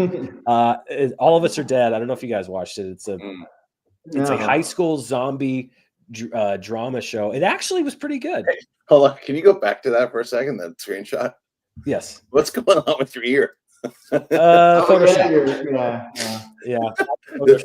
It's like some of the, it's like it happens to me all the time, and I'm like, it's like someone like a walker chewed the side of my ear off. That one in particular, I have to adjust that often, is because I was wearing glasses and I tried to cut out the background of my glasses, but that's a botched Photoshop. I've gotten a little bit better since then. Christian, this is a show when people say, "Why don't you do it anymore?" This was oh wow, love that show. My beloved All My Movies, which people that is the most common question I get is, where is it? Why don't you do All My Movies, or are you going to do All My Movies again? And what I have to say, and it's the truth, is I loved that show. I loved doing that show. It took a lot of time though, and it just wasn't, I think we had it on for a year. For people that don't know, Christian helped me out with that show. On the producing end, and we gave it a year, and it just never got the traction. So Air Force One. Yeah, it's just math. I think that's what a lot of people miss. It's like you're spending that time is going to be spent on a video, and it has to be like popular enough to be worth the amount of time you're sinking into it. And if not, you got to figure out something that makes the economics make sense. Like these margins are not that big. It's true. Dan, I'm curious though, too, because, since when we started that channel, it was fairly new into you launching your channel. Is there a world where you said, you know what, I'll do like an episode just to bring it back once to see, like, now that you've grown the channel and more people are watching, and you line it up, that was another thing. I don't know if we did it that way. I feel like we might have, but lining it up towards new releases that are coming out. Like, for example, like if you did all my movies to like Creed once like Sinners came out, or all my movies to Fruitvale Station when Sinners came out. You know what I mean? Like just lining it I up. think, I think I may have tried that once. I don't Yeah. remember what movie it was. I think I did try to do that. It's just like, okay, you know what? I'm going to try to do an All My Movies episode that's like kind of relevant to a movie that's coming out. It's a bigger franchise movie, and maybe and then that'll give me the justification that, well, I could do it every once in a while. And I did it, and it's like, no. So, Right. okay. But yeah, by the way, Christian, I mentioned earlier that when I started the channel, that I was on the phone with somebody talking about we're going to start timing releases of the show when movies come back in theaters in June. As I recall, I think that was you and me. I think we were talking in April about how Black Widow will probably be out in the middle of June, maybe July 4th weekend. We'll time an episode to that. Yeah, it was when we all still had hope. Yes, Yeah. I was just having the conversation. I think remember Alice and I were talking about the Schmodown. We were like, yeah, it'll be on hiatus for a little bit, and then we'll bring it back in like a few weeks, like a month. Yeah. Back for sure. And that was like worst case scenario. It was like, I mean, maybe we'll be gone like a few months. I can't imagine, but maybe. And then, we had no. Yeah, annoyed. Speaking of, this is the next least viewed video. This was a total COVID thing. I was going nuts, and I went to the drive-in to see two obscure movies that nobody is. I was just like, I just have to get out and review something. I have a movie review channel. I haven't reviewed a movie. I've got to review something. I also watched The Lodge during like peak COVID. That was when Video Drew and I first started hanging out. That was like one of the first movies we watched like during COVID was The Lodge. They're not bad movies, as I recall either. Tough to watch at the drive-in because they're dark movies, and there was lots of headlights, and it would just like wash out the screen. So like I can't see what's happening right now. Yeah. Synchronic at the drive-in during COVID. That's a good one. I went to the drive-in a few times just to get out because it's the one place you could go in California, at least for a long time to see a movie. So this is number one. It's the least viewed video on the channel. 10,546 views. It's okay. And it's like this to me. It's just the fact that it's the least viewed. That it's darkly humorous. So when people asked about the spotlight that I would do on independent theaters around the country, I compiled them all into one video. This was the thumbnail, and it was the least viewed. It's the least viewed video that's heartbreaking in the history of the channel. Oh, it's you have to laugh because it is sort of upsetting. What an indictment of your audience. And the thing is, the audience is great. Many of them, I mean, they love this, but it's like that. I was disappointed just for the theaters. I wanted them to do better, like not for me. It's just like, oh, come on.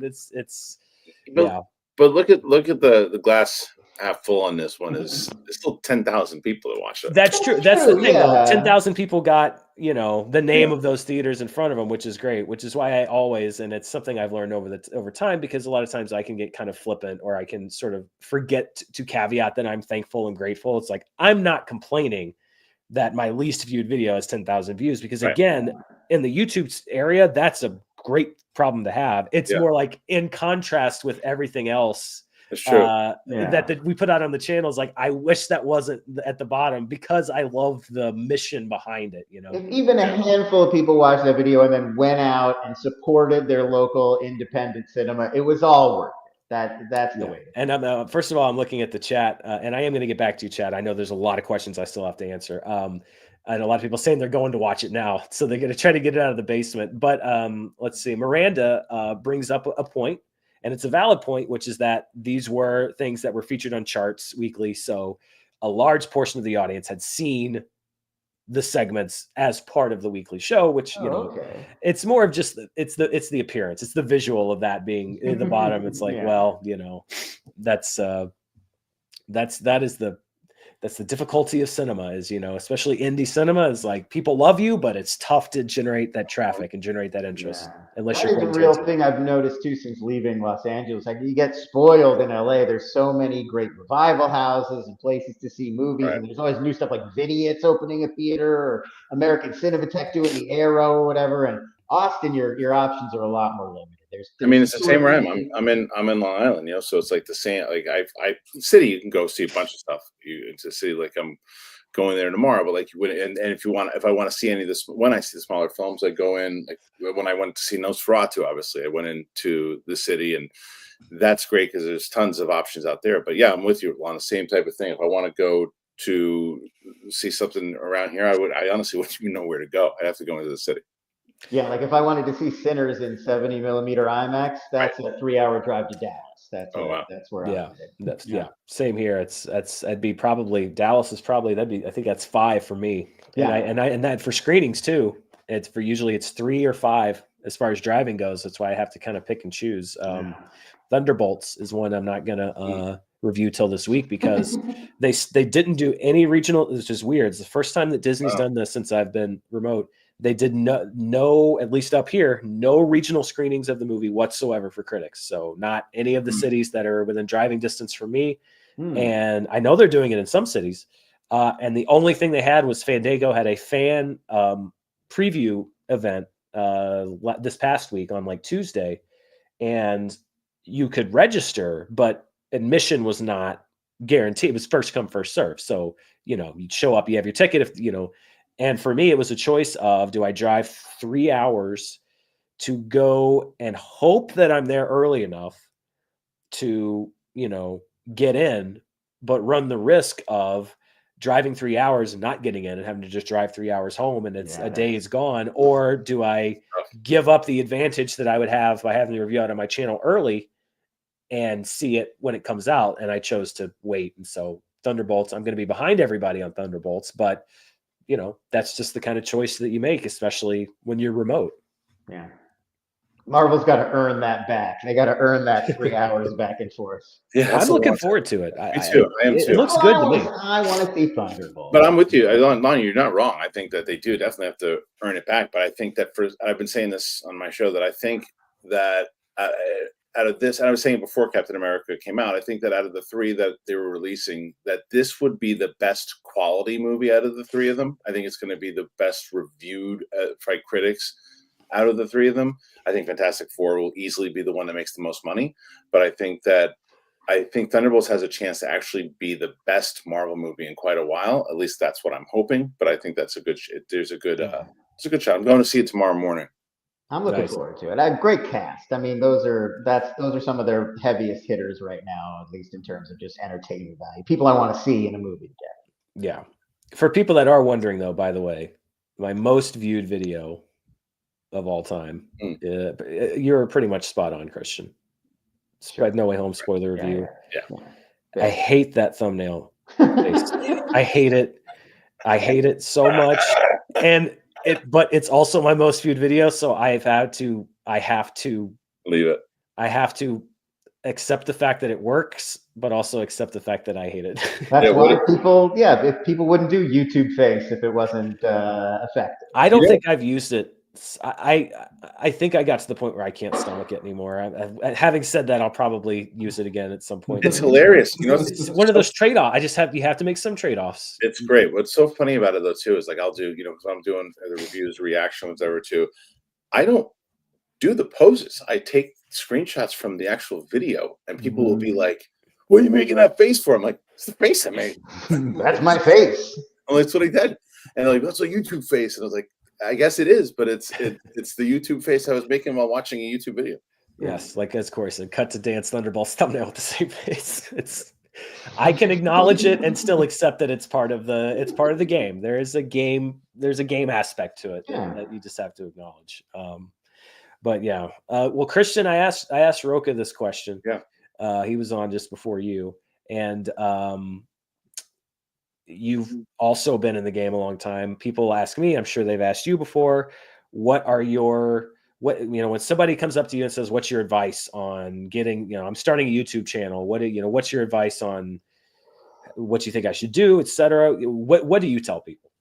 I always tell people consistency is the main thing, because that's what people, especially what we were just talking about with the way the algorithm works now, because the algorithm works so differently than when we started, right? And I always give credit to, and I continue to, Greg Alba from Real Rejects, who when I was after I was leaving Skybound, I was still kind of working WhiskCab when I was working on my channel, and I remember I was going to post a review, and I said, "Oh, I haven't done a review." And I'd started making the Christian Love channel, and I said, "You know what I need to do? I should start doing reviews again." That's what I did. I did reviews with Mark and myself, and people liked watching those reviews. So, and Free Guy, that was the Ryan Reynolds movie, right? Yeah. Like that movie had been out, I think, 2 months. I'm like, oh, people would ask me what I thought about it. It's 2 months later. People watch it. Nobody watched it. And Yeah. I was like, oh, people don't care about the reviews anymore. And Greg's like, no, that's just not how it works anymore. It's like, it was 2 months ago. Nobody gives a shit anymore. It's gone. And, Yeah. And so like, I was like, oh, but you got to get over that. Well, yeah, but I reviewed movies. They don't remember that. And it wasn't a Schmoes channel. It was my channel. So I have to basically, you have to consistently post. So again, the algorithm knows, the audience knows, because there's so much stuff that the audience can watch. There's so much stuff that's like, why, if they know that they can go to your channel consistently and you're going to be doing videos, then they're going to come to your channel. Right. If you go to tune in on Wednesday and you're not there, and they tune in on Thursday and you're not there, or Friday and you're not there, and then they're like, well, I'm going to go to somebody else. It's like, is it a hobby? If it's a hobby, then great. But if you consistently want to make a YouTube channel, you have to put in the effort. You've got to put in, like, regardless if we're joking about the thumbnails, you got to have good thumbnails. You got to have, because you got to catch the eye when people, there's so much stuff people are scrolling on. Then that's the other thing. Focus on short form content, because short form content, like what it does, even if it's clip outs of your show or your videos, it's just a marketing tool. So people go, oh, what's that? Who's that person? Oh, I saw that's a funny bit. And then it's just, but for me, it's always the number one rule is consistency. Well, and you know, when you say thumbnails and stuff, like that's the one trade-off that I do is like, yes, I hate that, face. But the one thing is, even if I don't love the, kind of exaggeration sometimes on the thumbnail, the thing that I always make sure of is it matches what I'm saying in the video. So I'm not going to make that face on 15 different videos, and it doesn't matter what I'm talking. So it's like, if somebody clicks based on that thumbnail, even if I think it's a little too cartoony for my taste, what I'm saying matches that, because Spider-Man No Way Home did blow my mind. And it was like, that's what I talk about in the review, was like, oh my gosh, can you believe this? I went to the theater and saw it again. I can't remember ever in an environment like this before. I mean, it matched the expression, as cartoonish as it is. And it's like, it's those things of trying to figure out, what grabs people's attention. What are you saying? How do the two merge with each other? It's more than just, putting a video up. You do have to think about short form content, which you've talked to me about it so many times. People, why aren't you doing it? Why aren't you doing it? And I don't have a good answer for it. I need to start doing it. There's so much so many adjustments that you have to do constantly and figure that out. I mean, you're sort of on the earth is moving, and you're just kind of rolling along with the earthquake, except the earthquake doesn't stop. You're just kind of like, and hoping that a shelf doesn't fall on you or something. Cause there's a lot of advantages and there's a lot of difficulties, but the advantages make it worth it for me. Well, guys, I know you're busy, Christian. I know you're an hour late, and I've got tons of questions to ask. So if you guys want to stick around and answer questions and stuff, you can. Please feel free, though. You've been very generous with your time already, to dip out whenever you like. But I am blown away by how many people send in super chats and stuff and asking questions. So great, I want to make sure that I get to them, because there's been some great ones so far. But like I said, up to you. Yeah, I'll stick around for questions. I did see someone said see you tomorrow. I'm actually not going to be on until 2:30 tomorrow. So because I got up, I have to. Yeah, I'm going to actually, it might be 3 actually my time, because I'm going to that screening. It's in the city. So, but anyway. Oh, nice. Yeah, I'll do a couple questions with you, Dan. All right, let's see. I know you're going to love this one. Oh yeah. From Jonathan Hood. I'm a Trekkie. Love the original series, movie, TV. Do you have a favorite episode? And would you do more Star Trek content? I do. I mean, I've always said, I think my favorite Star Trek episode is a TNG episode called Cause and Effect, which is where they're caught in a time loop and they have to figure out how to get out of the time loop. I just think that that's really fun. There have been deeper, quote unquote, episodes that deal with more societal issues and stuff. But like, as far as just fun and sci-fi and stuff, that's my favorite. Would I do more Trek content? I've done some. Part of it is I don't watch a whole lot of new Star Trek. What I've seen hasn't really, hit the old Trekkie nerve for me. But Yeah, I'd like to figure out a way to do more Trek stuff because I am a big Star Trek fan. Christian, I know you're a huge Star Trek fan. Massive. Yeah, massive. Yeah. I know all the characters and all the aliens and everything. I got a whole spreadsheet. I bet. Lon, I don't know if we ever discussed. Are you a Trek guy? I don't know I'm if we like ever really. I'm not like a hardcore, like I'm more of a casual fan, and I got into it more through the movies, and then I sort of like went back and watched a bunch of the shows. Yeah. So like I didn't watch Next Generation like when it was on TV. I sort of caught up, but I like Star Trek. Yeah, it's fun. I think conceptually it's still a very good show. I've really been enjoying Strange New Worlds. I like I think that show is really good. It's been like sort of my favorite of like the modern run of Star Trek. That's the one people keep telling me about. Brandon Roy says, "Congrats, Dan. Thank you for always being the best source for honest discussions on movies. Congrats on recent videos really blowing up. What's probably one of your favorite videos that didn't blow up?" Well, how appropriate. We just talked about a lot of them. Yeah. I would say in general, and we talked is all my movies. I was just really proud of that show. And when people said like, well, if it's not worth the time, you should just put less time into it. But like for me, it's like, then it's not the show. Like the reason I liked the show is because I went super deep and granular and listened to the commentaries and read articles and watched the special features and tried to craft the whole, so I'd say, all my movies generally is I was like, let's see, how can we do it? And just could never quite crack it. Charles Lay says, "Congrats on 5 years of success, Dan. Old fan who sat front row at your Lost SJ pilot." Do you remember? Were you around for that long when we did that pilot for FX? I think. Yes, maybe? I was around. That was like right in the early era after I joined. Yeah, the team. I think Sam Levine guy was on that. I think we brought him out to play a game. Sure, I remember that. That was nutty. Fiance and I loved watching and hope for your continued success. Also, would love a review of Severance. Great show. I actually Christian, you recommended Severance to me way back in season 1, and I didn't watch it till a couple weeks ago. Did you like it? I loved it. It was so good. It's really good. Yeah. I don't know if I'll do a review of it, but I did love it. I thought it was great. Yeah, I feel the same way. It's like that's what I was just saying before. It's like people kept saying it after I finished 2, you're gonna do 2. I'm like, I don't think anybody's searching it anymore. Yeah. One of those things that's almost like maybe good for members or patrons, but like putting it on the YouTube channel, I don't know if anybody's gonna watch it. Well, I think if I was going to do something, I'd come up with an essay angle. So it's not a review. It's something about what the show has to say. Excuse me if my nose is, my allergies are giving me crazy stuff. This is my first season up here. So I'm sorry, I'm a little sniffly. But yeah, I'd come up with like an essay angle. So it's like, yeah, review people aren't looking for, but maybe they'd want to see something about, a specific approach. Everett Harris says, "Dan, do you want FSU to stay in the ACC or leave for greener pastures?" Finally, what this audience wants, which is I mean, the only greener pastures, I think, than the ACC, it's still a major conference for FSU, would be the SEC. I think it'd be a lateral move to go anywhere else. Christian, you're an FSU guy too. Honestly, no, I don't want to see FSU leave the ACC because I think they got demolished this last year in the ACC. I don't know if they'd hang well in the SEC. Yeah, it's hard to ask us right now because we're in the process of they need to get their shit together first. Yeah, but even before this past season, I've never been we need to leave the ACC guy because there's just the SEC is there's just too many teams in the SEC now, and I think that's the only place that it would make sense for them to go. Although most teams are in a conference that doesn't make sense anymore. Yeah.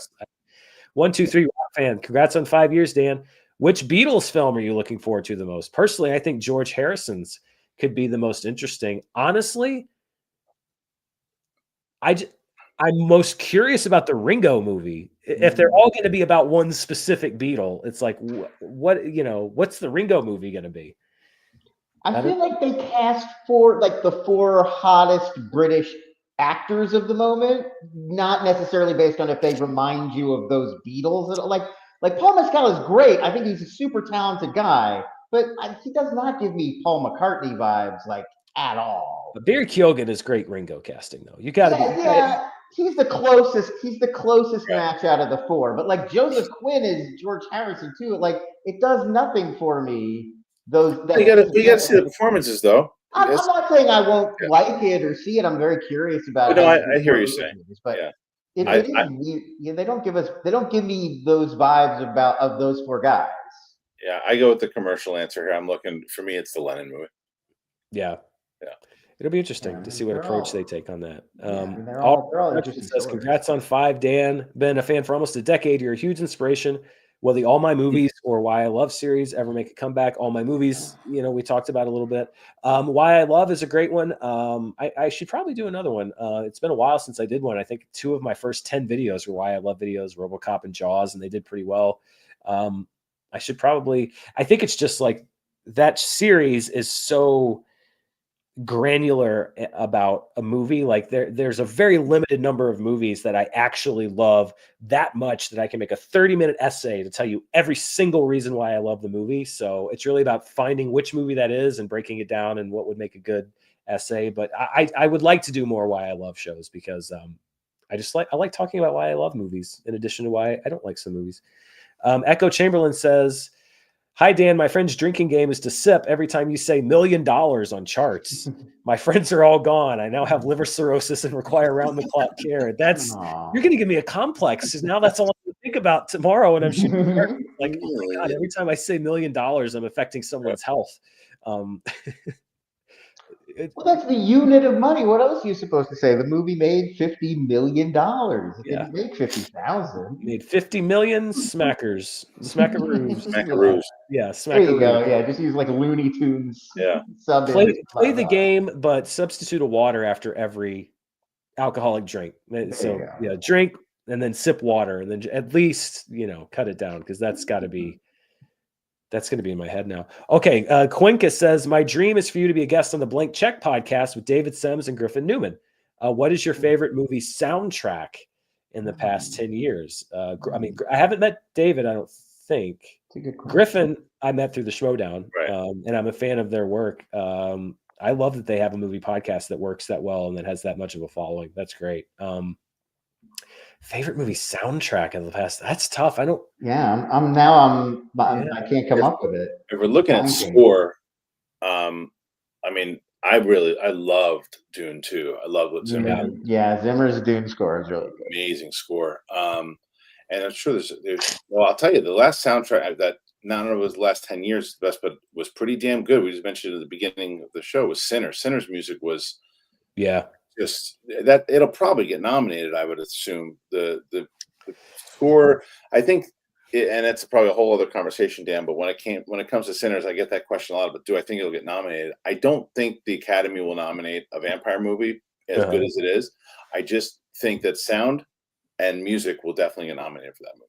Yeah, I mean, and depending on the other nominees, I could see cinematography. Although that one's tough because you could have a not so great movie that's got great cinematography. So the field is wider, I think, on cinematography. Yeah. But I think, sound and music, it's going to be tough, even depending on what else comes out this year, to get to the end of the year and be like, there were 5 movies that had better. Because I agree, it was so good.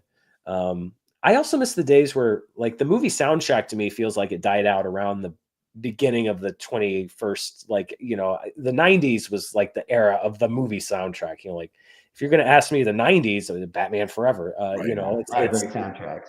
I miss the original movie soundtrack. Right. Yeah, right. The Handicast says, what's your chat highlight software called? I'm just running this through StreamYard, and I've got to be honest, I haven't done a live anything for a while. And this is my first time on StreamYard, and they've added a lot of stuff. They have added a lot, yeah. That wasn't on here, so I like that. I didn't even know you could do this until earlier. It keeps track of your super chats for you, and you can highlight it. So yeah, it's all through StreamYard. I'm very happy. Alvin Ugochukwu, again, apologies if I messed that up, says, hi, Dan, you, the awards contender, the Oscar expert, Jeremy Johns and Chris Stuckman are my favorite movie YouTubers. Love from California. I mean, to be in that group, I mean, especially Johns and Stuckman, who are like, they're like the godfathers of, I mean, like if you want to talk about being in the game for a long time, 5 years is nothing to them. That's, that's crazy. So thank you. It's wonderful company to be in. Alchemist 1330. To this day, I still rewatch your 2010s, A Decade in Film Edit on Screen Junkies, one of the best YouTube vids. Do you still make or post other edits? That is probably my favorite thing I've ever made. And I actually go back and watch it from time to time. I don't really do a whole lot of supercut stuff because I don't have the luxury of having that much time to do it. But I will tell you, I'm planning to try to do it again for the 2020s, which I know we're like 5 years away. The tough thing is with the music. When I was at Screen Junkies, you had a bit of a company there, and we were on a bit of a different. When it comes to uploading, you're on a bit of a different list than you are if you're just a guy from home. So I worry copyright wise. At a minimum, if I do it, I know I'm not going to be able to monetize it. Even if I can sneak that music through the filter, I'm not going to be able to monetize it. So I have to figure out, how do I do it, knowing how much time it takes. How do I do it in a way that makes sense for me, with the possibility that it's just going to be for, no financial. And I hate that you have to think about that, but you do of course think about every minute that you're doing something else is a minute you're not working on something for the channel. Exactly. Phalanx 68, Sinners was great. Looks like it will have a great hold week 2. This has got to be one of the best week 2 drops for a horror movie. Any movie. Well, that's what I think I said when I did the numbers. This is like the second best hold for a movie in, I think, 3,000 or more theaters. If you take out holiday weekends, Christmas, Thanksgiving, Valentine's Day themed movies, Mother's Day themed movies. I think it's the second best hold for a movie, behind Puss in Boots, strangely. Wow. For any movie in that kind of thing. So yes, it is a phenomenal hold. And I mean, for any movie, for an R-rated movie, for a horror movie, it's doing some really special stuff. You can tell it's starting to get into that, like it's broken through the sort of movie fan stratosphere. It's And been it's a just becoming while. like, it's been broken. Yes. It's becoming like a pop culture thing. Like I was, around town today and you just hear people talking about it and referencing it. And it's like, it's becoming one of those things that everybody's going to want to see. Let's see. Roman Kaufman says, just wanted to say hi from Austria. Let's put a shrimp on the barbie. Sorry, it's a Dumb and Dumber joke. That's Australia. I know. That's a Dumb and Dumber joke. Oh, it's all right. Says, where are you from? I'm from Austria. Well, good night, mate. A shrimp on the barbie. I haven't seen that movie in a long time. It holds up. I don't remember who it was. I told somebody I was moving here, and they went Austin, Massachusetts, and it was that's a road trip. That's a road trip. Yeah. It was such a deep pull. Already past 1 a.m. here, and I made you wait like an hour till I read your question. Over an hour. Oh my God, I'm so far behind. Thanks for 5 amazing years and for suggesting amazing movies to us that otherwise would never appear on my movie radar, like Hundreds of Beavers, for instance. Yes, which was suggested to me by the owner of that theater in New Zealand, the Roxy. It said, you got to go see, you have to see Hundreds of Beavers. So pay it forward. That's one of my favorite things to do, is to recommend a movie when somebody says, oh, I never would have seen that if it wasn't for you. I'm like, good, I'm doing my job. That's literally why I'm here. Let's see. Miranda Russell, congrats, Dan, chiming in to say, I would also love to see you explore more anime, especially underappreciated shows like Vinland Saga or Orb. I don't know those shows, but I've seen a few episodes of Vinland Saga. It's about Vikings. Okay. It's like Nordic mythology, Norse mythology, Viking. It's pretty cool. I haven't seen that much of it, like 5 episodes. Vinland Saga. I have to check it out. Yeah. Put it on the list. Let's see. I don't know what Orb is. I haven't seen it. My friends Dan and Lon, I'm going to go with the kids now. Yes. But, wanted to thank you. Dan, congratulations, my man. I'm so glad that, again, you're doing this. Well, it feels longer than 5 because you've been doing this for so long, but the fact that you have your channel, you're always an inspiration to a lot of different people and everything you do. So I'm always happy to see you succeed, my friend. I appreciate it. Thank you. And I hope to see you. I'll be up in your neck of the woods in a couple weeks. So I'll see you soon. I hope maybe we can even get you in studio. Hey, I love it. Let's try it. We'll work it out. I got some windows. We'll work it out. Well, let's do it. Lon, it was great seeing you, man. I miss you, pal. Yeah, you too, dude. All right. See you guys later. Bye. See you, man. Bye. What are you thinking, Lon? You want to hang around and answer questions, or you want to? I can do a few more minutes of questions. Sure. All right. Yeah, sure. Let's see what they got to say. The Mad Titan, Thanos himself. Wow. Greetings from Cincinnati. So that's where he went. My kids and I make your reviews our post-movie viewing routine. We always appreciate your thoughts. That's great. I did the same thing and still do often with Roger Ebert, especially an older movie. If I've never seen it, I'll watch it and then I'll go and flip through my books and read Ebert's review for the first time. So again, I'm very flattered that you do that. So thank you. Atelier Kuratsuki, and again, I apologize if I butchered it. 5 years already, crazy. Been following since the Screen Junkies days. Always appreciate your movie insights and reviews, even if I don't always agree with you. Congrats on 5 years. Here's to 60 more. That's a lot. First of all, sounds exhausting. I don't know if you know how old I am. medical science might have difficulty getting me to 60 more years. There are always advancements. I mean, you never know. Yeah. I would like to think that maybe I could spend the last, let's say, 15 to 20 years of my life off YouTube. Maybe, at least I mean, if our professionally. consciousnesses get uploaded into the cloud, you could be reviewing movies for 600 years. Who Maybe knows? by that time I can have a personal, like, non-connected to anything else, a personal generative AI machine that I can just feed 40 years worth of videos into, that only reads my authorized content. And I hate that word. And then will generate videos for me because it'll have enough of a, but yeah, I would be blessed to have 60 more years of life, but maybe 10 of those off YouTube. So let's say 50 I mean, more. like, Let's say 50 more. Right, go fishing or something. Yeah. With those last 10. Yeah. Let's go 50 more. Midnight Arts. Do you have any hope for the Star Wars franchise going forward? Because aside from Andor, nothing that has been announced is of any interest to me. I do. Again, I mean, with what Revenge of the Sith did this weekend and the fact that people have shown up to see that, and really what gives me hope is that, and I think Lon, we probably talked about it on the air when Andor was announced. That had no interest to me. Exactly. And I've said it. I don't care about this. Why do I care about a show about the fourth supporting character from Rogue One? We already know everything we need to know. Yeah, they all die. Like, right. Yeah. What's the point? Yeah. And then it turned out to be, I think, the best thing that they made in the Disney era. So I do have hope for the franchise because they have taken an idea that I wasn't excited about and made something great out of it already. So I don't see any. I mean, look, there have been a run of a few things I haven't really enjoyed that much, but you never want to count them out entirely. There's always a chance that somebody new is going to come along with some fresh idea and turn the whole thing on its axis. And like the whole history of Star Wars is people being like, "Well, that's it, it's over," and then some new thing comes out that gets them excited again. Like, yeah, it's a cycle, and it really was seeing all those people show up for Revenge of the Sith. I mean, when people say Star Wars is dead, it doesn't have any fans anymore or whatever, it's like, again, that theaters don't sell out where I am on Thursday nights. They just don't. I don't think I've been to one movie, big movie, small movie, that sold out on a Thursday night. That movie was sold out. So there are people out there who love Star Wars who will still show up. You just have to find out what do they like, make something that they enjoy, and you can get them out. You just have to find what it is, and they haven't been great at that. I remember being like the cynical older guy when the prequels came out. It was like, you suck, Star Wars is dead. But the kids who grew up with those prequels, and now they love them, and that was their childhood. And it's the same with the sequels. Like, people were like, Ray sucks, it sucks now. But the kids who grew up with those movies, they're going to become adults who love those movies. And it just, it keeps repeating. And I am happy that Hayden Christensen is getting his moment because I was in college, and I mean, at Screen Junkies, even with the honest trailers and the prequels and stuff, I can tell you at the time we were rough on him, and I'm including myself.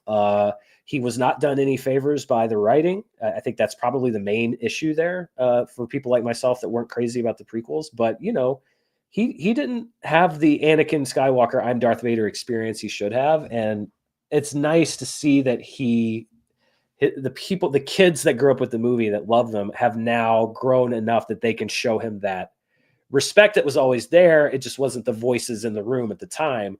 Now they are the voices in the room. And, I've softened with age. I mean, there's stuff that we said in honest trailers 10 plus years ago that I look at now and I'm like, oh, come on. That wasn't, even if it's true, like, you don't need to go that far, because you just get a little more considerate, I think, with age. But I'm glad he's getting that moment now. I'm sure it doesn't take the sting out of the years of not getting that moment, but I'm happy to see he's getting the love now. Ahmed Best, too. It was nice that he got his sort of flowers moment and getting to be on Mandalorian. I saw there was an ad for, I think it's Fortnite or something, where they're doing a big Star Wars thing, and like Jar Jar is like the centerpiece of the ad. Like, you can play as Darth Jar Jar in Fortnite. It's like, man, to go back to when that movie came out, and the negativity around that performance and that character is so intense.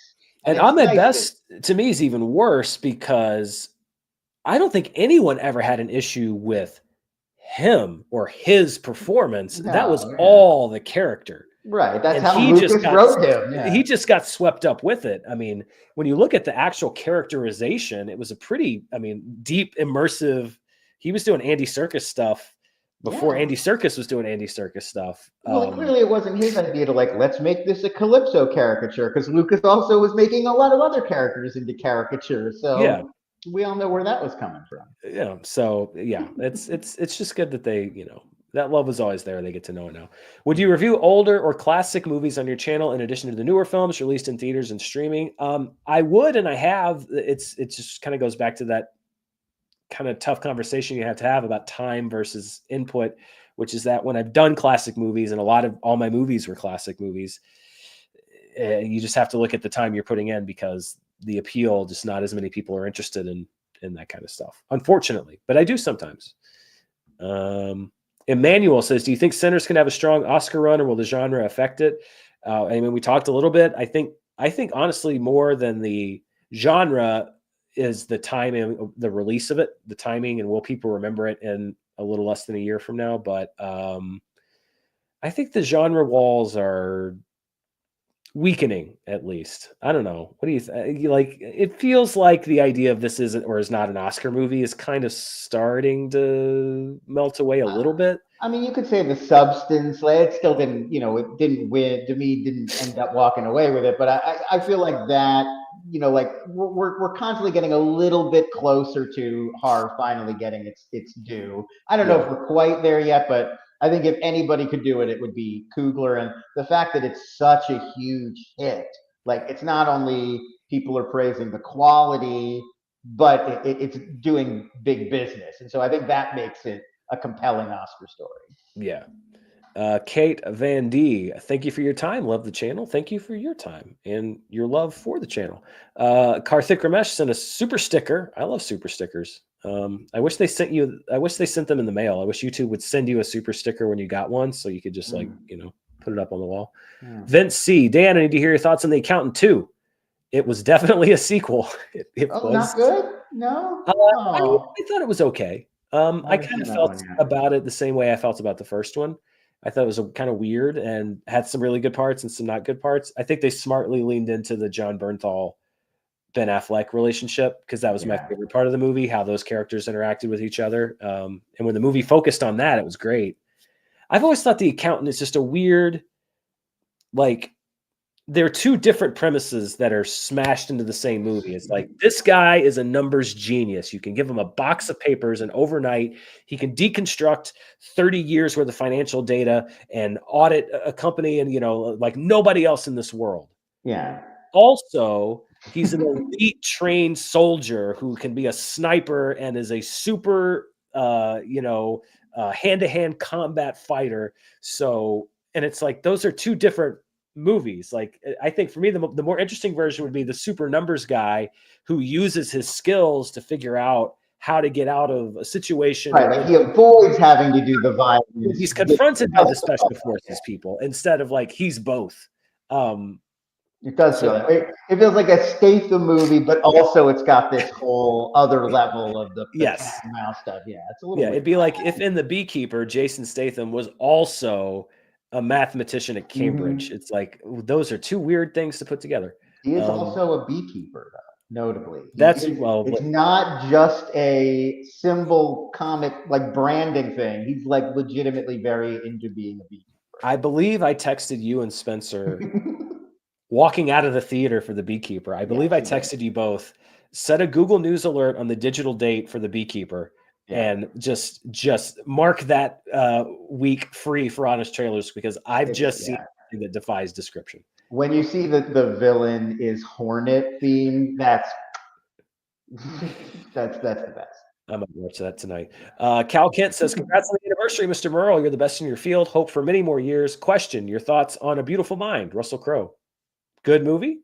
He's good in it. I don't really like that movie. I'm not a huge. I feel like it oversimplifies like what it's about. Like, it's about schizophrenia and how he had to sort of overcome it, and that's like the whole movie. But then it reduces schizophrenia to like, well, you got an imaginary friend, and just when you see your imaginary friend, be like, you're not real Paul Bettany, and then you're cured. It's like that. It's a lot more complicated than that. Are you watching the Seth Rogen the studio on Apple? I have to catch up a little bit, but I love the scene with Ron Howard, or the episode with Ron Howard, where Seth Rogen gave him the note on A Beautiful Mind that he should tell the audience that that he's seeing imaginary people like that. I thought that was really funny. I also haven't seen that movie in a long time. What's I that? haven't seen it in a while either. I was saying the studio, it feels like Rogan can pick up the phone and literally get anybody. Like, you have no idea who's going to show up on the next episode because he literally can call anyone and they will be on the show. Yeah, Scorsese was great. Was great, and it's just like pilot. level of people showing up every week, where it's like, whoa, he can get anybody. Everyone likes Seth Rogen. Geek Factor says, considering how many clicks people I call the professional complainers get, how do you resist the temptation to keep politics and social stuff out of your views? Or is there no temptation? Love you, Dan. I mean, honestly, some people do call me a professional complainer. I get a lot of people that say, like, this guy doesn't like anything. Like the week after I gave Sinners a See It Now, because, I think it's because I tend to not love or hate lots of things to an extreme degree. I'm usually somewhere in the middle. The temptation to keep politics and social stuff out of my videos. I mean, again, I'll include it if I feel like it's relevant to the to what I'm talking about. Like if there's a movie that's an allegory or a metaphor for politics or society, then I'll talk about that stuff. But I just don't see where it applies to a lot of what's out there, and other people do channels that are based on applying that to pretty much everything. There's not really a temptation for me because I just don't find that angle inherent or interesting to me, for me to do a video for. So there's not much of a temptation other than the temptation of knowing that I could work 10% as hard and do 10 times what I do if I just, went one direction and was just like, okay, if I just give Kathleen Kennedy red eyes in this picture and just wrote, she did it again on the thumbnail, this will be a 1 million view video. But I'm not interested in that, in making that. Once you get locked into that, that's it. Like, then you're doing that now, because if you stop, then those people get mad at you. Why did you stop? Right. It's like what Christian said. It's consistency. You have to tell people what to expect. So, I think it's really just a combination of what interests me, the kind of stuff that I want to make, and wanting to not burn out and actually make a channel that's like what I actually think and what I, how I think, etc. Mel NYC Review says, Dan, God bless you. Your recent work around the movie Sinners has influenced so many conversations online this week. Whether people credit you or not, I'm telling you, thank you. Well, thank you, Mel. There was a lot of discussion. I did a breakdown last week, Lon, of Sinners and some of the coverage, the variety coverage, and why there seemed to be so much more kind of downplaying or watering down of how well it did based off of other films. And there were people that reacted that said, they agreed with me. There are people that reacted said that they disagreed with me, that I was not giving enough credence, particularly to the racial element of it. But it was all done, in my mind, respectfully. And I think that's what's important is start these discussions, start these conversations. I'll bring up information that I think might be relevant or that I think is interesting and that maybe have been left out. But I like that it then inspires people to think about it themselves and look deeper, because I'm not sitting here saying, I know what's right. I know the truth. Come to me for the answers to everything. I'm just kind of presenting the information that I think is relevant. Yeah, and I think that's what some movies are not trying to give you the answer. I think people feel like I saw a tweet. I'm not trying to call anybody out, but I saw a tweet the other day. It was like, it's crazy that Star Wars is so popular and yet there's still fascism in America. And it's like, that's not crazy. It's not a movie's job to like change the world or like change people's minds about ideology. It's just like these are conversation jump starters. These are prompts. These aren't answers. I don't think that George Lucas was setting out to eradicate the concept of fascism. That's unfair. It's like, was it cool? Did you like the laser fights? It's not supposed to be. Yeah, calm down. Curtis Clam Sauce, which, by the way, what a great name on YouTube. Yeah. Favorite shirt and variation of FSU hat you've worn on the channel so far? That's like asking me to pick a favorite child. I don't know. I kind of like this one in the summer. This red kind of plaid one. I don't know. It's tough. I have a specific hat that I like, a specific brand, specific type of hat. And the reason that the one you see me often wear, it's the black one with FSU and white on the front, that you see me wear it all the time, is because they don't make it anymore. That they don't make it in a Florida State version. Okay. So it's what is it? It's a New Era fitted hat of a certain size that they just don't make that much. So Yeah. that's my favorite, but Take care of it. Yeah, it's got to last. it's many years old now, and it's we're gonna get to it's like, was it Golden Boy, Jerry Seinfeld's favorite shirt? Yeah, It's exactly. gonna disintegrate at one point. You're gonna have to find like a hat guy who can restore it for you. Yeah. Exactly. Joshua Gibson says, one of your most viewed videos, Rise and Fall of Amelia Perez. Your detailed accounts of movie news, scandals, etc., are excellent. Do they require a lot of research or work compared to other videos you do? Yeah, that was, I think, my second or third most viewed video. I did one on sort of Amelia Perez, and that came in as a favorite, and then all of the different stuff that had happened over the course of like a week. And it was a whirlwind. And I think it's like it's in the top 5. Yeah, I'd say it probably is a little bit more work than, say, your average review, which is, watch the movie, obviously, gather the elements, type up my thoughts. I mean, that one was probably several hours worth, because I try to give a good context and background and run down the sources and run down the history and stuff. But not as much as some, like my ranked videos and other ones. It's weird. Sometimes I'll spend 2 days making a video and it'll come out and it'll do fine. And then I remember when Robert Downey Jr. revealed the Dr. Doom thing, I was sitting on my couch and I saw it pop up, and I was following what was happening at Comic-Con, and I jumped off the couch, recorded something real quick. I probably had the video up within an hour, and it's top probably 20 videos I've done. And it's like, that's just the nature of it, is sometimes you spend 2 days and it's okay.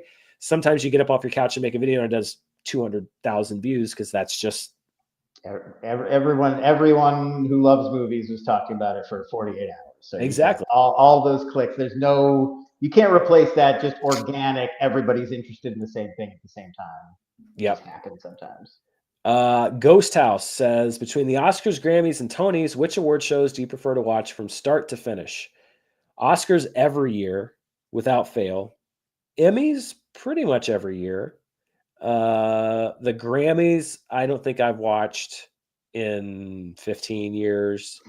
I've never been the biggest music guy. I watched them when I was starting to get into music in like the late 90s, going into the early 2000s. Tonys, I haven't watched the Tonys in a long time because I don't usually know much about the shows. So probably more than the Grammys, but way less than the Emmys and the Oscars. Yeah, because I cover the Oscars and Emmys on the channel, so it's basically like a work night. Yeah, and with the Grammys and the Tonys, like all the best performances are going to be on YouTube the next day. Anyway, it'd be like, oh, did you see this person at the Grammys, or did you see the bit from this musical? And I can't even name. Right, You can exactly. see the bit from like this, hit musical Wicked on the Tonys. So yeah, so you can catch up. You don't have to watch the whole thing unless you're like a super fan, in which case, yeah, that's fine. Ari Papermaster just sent a super chat. Thank you, Ari. That looks Weird like Al, right? That looks like Weird Al. That's a great choice of icon there. Crit Nerd says, hey Dan, been a fan since the SJ days. You make reviews with such enthusiasm, and you're always somebody I look forward to hearing from when reviews come out. Congrats on 5 years. Thank you so much. I appreciate that. Julio's Bar says, when in New York, visit Julio's Bar. How much did Apple TV Plus offer you for a reunion with Nick Mundy? Thanks for all your great work. I mean, my phone is the phone line's open. I'll take any offer. I actually texted with Mundy probably a couple weeks ago. My fellow Texan, Nick Mundy. I'm going to go head out there and see him soon, I think. Oh, that's right. Yeah, you guys are both in Texas now. Yeah, we're only about 3 hours apart. Yeah. And Nick, I'll hear from Nick like once every 6 months, and it's always delightful. Nada Doyle says, hi, Dan. Do you ever get a chance to socialize with some of my other favorite YouTubers like Perry Nemiroff and Grace Randolph? Perry I used to see quite often because she worked at Collider. So I'd see her at screenings and stuff. Grace Randolph I met one time at a YouTube conference.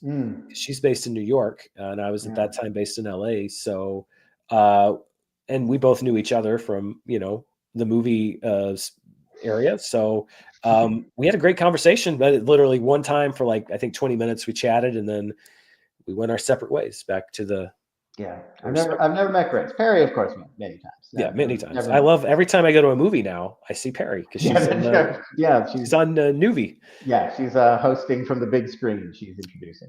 Yep.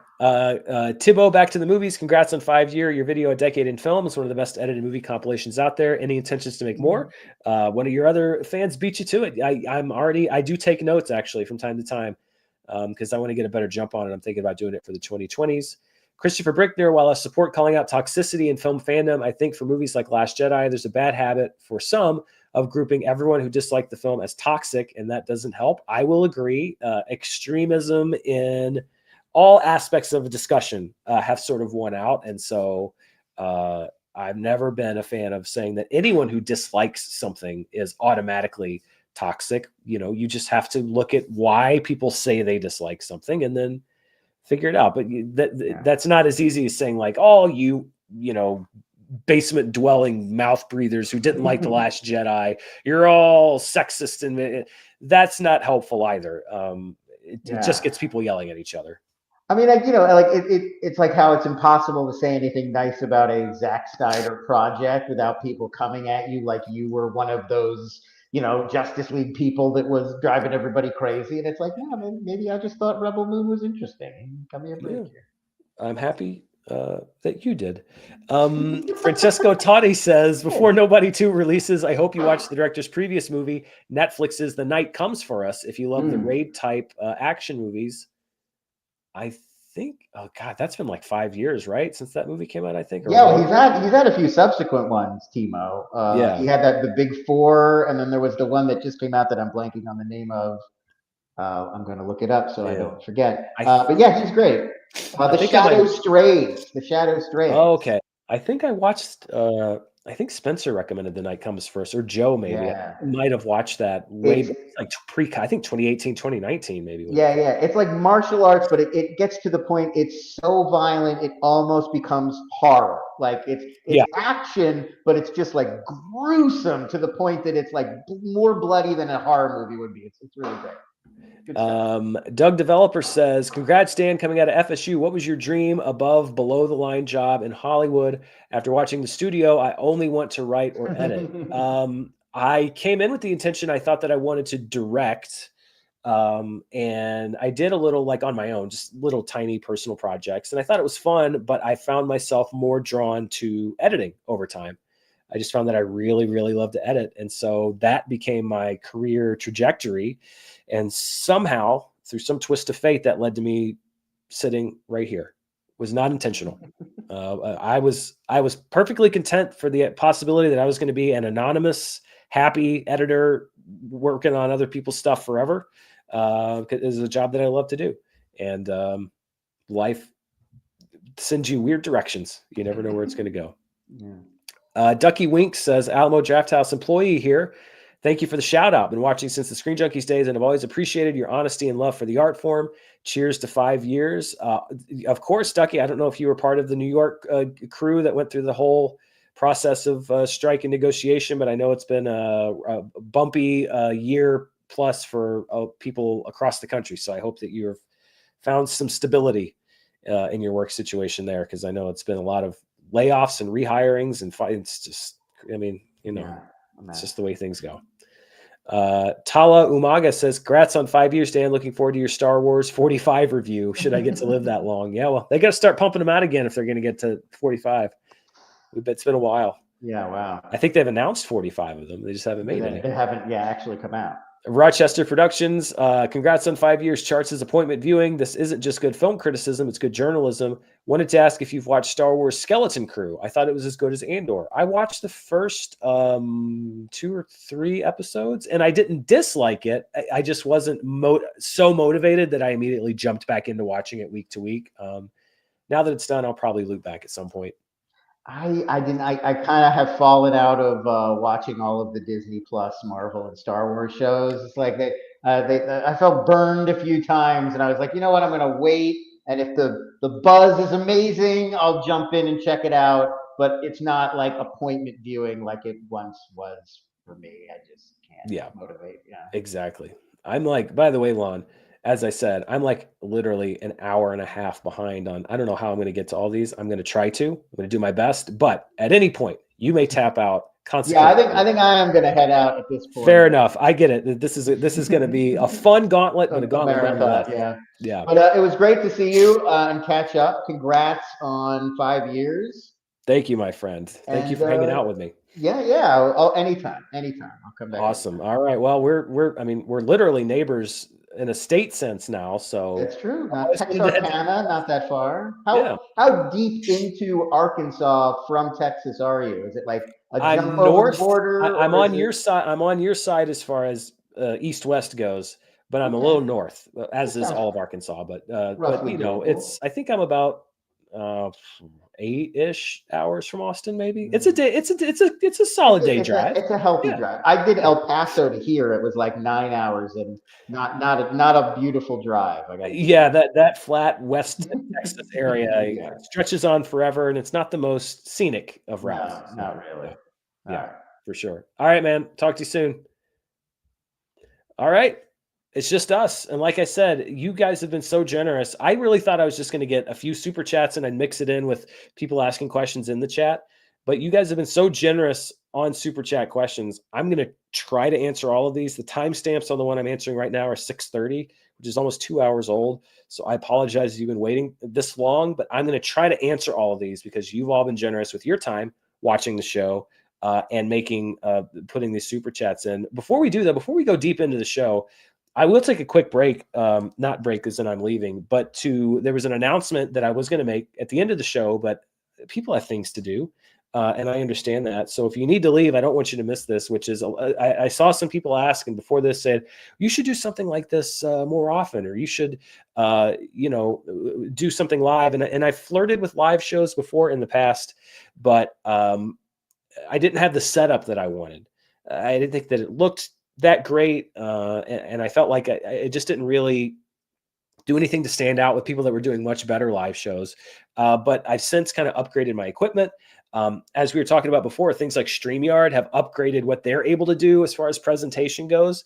And I feel now that I can put together a live show that is up to par and actually worthy of so many other of my friends that do live shows that look good and sound good and are interesting. So in the very near future, I will be launching a weekly live show covering movie news, things that just interest me. Didn't even have to be movie news, just like weird things in culture, pop culture, whatever that I think are fun. And this is kind of the template for what I want that show to be. It will be shorter than this. And the reason this is long is because you all have been so generous with your questions and your super chats and stuff. But the template, as far as like, I want to try to bring on a friend of mine every week or close to every week to come in and do the show with me. We'll talk about the news and stuff together, hang out, catch up, answer your questions, do some silly stuff. It's really a chance for me to kind of show the more hangout side of myself, and also, have my friends on and just do something that's very casual. And it's something I wanted to do for a while. So that's going to be launching in the very near future. But what I wanted your help with was figuring out when I should do it, because, I'm going to be making the show, but you will be watching the show. And so I want to make sure that it's at a time when you can watch it. So I'm not necessarily saying this is going to dictate my choice, but I'm hitting post right now on a poll asking you what the best time would be for you to tune in. And there's a few options. There's Saturday afternoon / evening. There's Sunday afternoon / evening.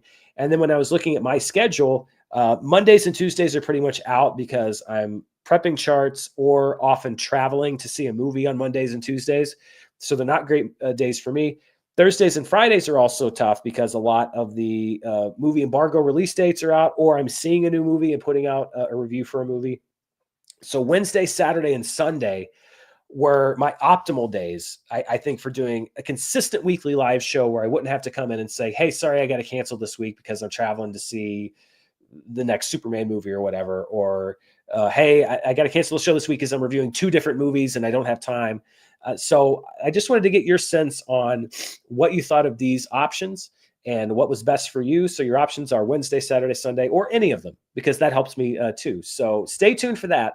That's something that's coming to the channel very soon. And I think it's going to be a kind of a nice change of pace. It's something different. It's a new flavor. It's an extra flavor here on the channel. And as I was talking about with charts, I want to always keep things fresh, keep things different, and keep you wanting to come back and not just take for granted that, well, I've been doing this forever and people are always going to want this. I want to do new stuff, and it keeps me challenged and entertained. So answer that poll and stay tuned soon. I'd say within the next month. I'm going to get that launched every week, and I'm going to work on bringing on friends like Rocha and Christian and Juan, who were very generous to join me today to come and do a show like this every week. So let's jump back into your chats because I want to answer them all. Hey, Dan, congrats on your success. Big fan of yours from Indonesia. Thank you for doing the live stream now because it's now 6 a.m. here. Yeah, I feel like you're on the other side of the good timing thing. Like the US is like, okay. And then as we get to Europe, people are like, oh, it's the middle of the night, but now you're farther enough that way to where it's now the morning. So it is good timing. Always tough when we're talking about what we're going to do here on YouTube. Cherry Chen says, what is your most anticipated movie for the rest of 2025? That's tough. I mean, it seems like every great filmmaker right now, working right now, almost has a movie coming out this year. Curious to see what Christopher Nolan does with the Odyssey, with that cast following up Oppenheimer. Oh, that could be really good. Crash the Max says, love the channel, Dan. Thanks for everything. Wait, the Odyssey's not coming out this year though, is it? It's coming out in like 2026, right? My brain is so mixed up. I can't even remember what's coming out in 2025 and what's coming out in 2026 anymore. Yeah, I think I'm already looking ahead to 2026. Yeah, P.T. Anderson, his new movie. I want to know what, like a 3-hour IMAX apparently drama with Leo DiCaprio. Let's go with that one. P.T. Anderson's new movie. Let's see. Love the channel, Dan. Thanks for everything. What's the first movie you remember seeing in theaters? An American Tail was the first movie I saw in theaters. I went with my grandma. I think I was 3 or 4 years old. That's the first movie I remember. JK says, congrats, 5 years. After Screen Junkies, I searched for you for some time. I'm happy your search has ended, and I'm happy that you're here with me. Doug Lamonaco says, congrats on 5 years. Really appreciate everything you do. My friends and I just did our summer box office draft. I think Thunderbolts will overperform box office estimates. How do you think it will perform? I think it's going to be one of those movies, depending on how it is. I think it's going to be one of those movies, if the reviews are great, when we talk about it the weekend after, if it doesn't do particularly well, I think there will be the same kind of like, it's a flop, it's terrible, it's never going to make any money back. But if it's as good as I've heard it might be, it could maybe sustain at the box office, although that is tougher in the summer when there's a lot more competition. I don't think it's going to be one of the MCU's top performers, but I think it's got a chance to maybe stick it out if the quality is good. Catherine Farrell says, thank you for everything, Dan. Yours is the first opinion I want to hear when I get out of a movie. Thank you. I hope it is a satisfying opinion for you.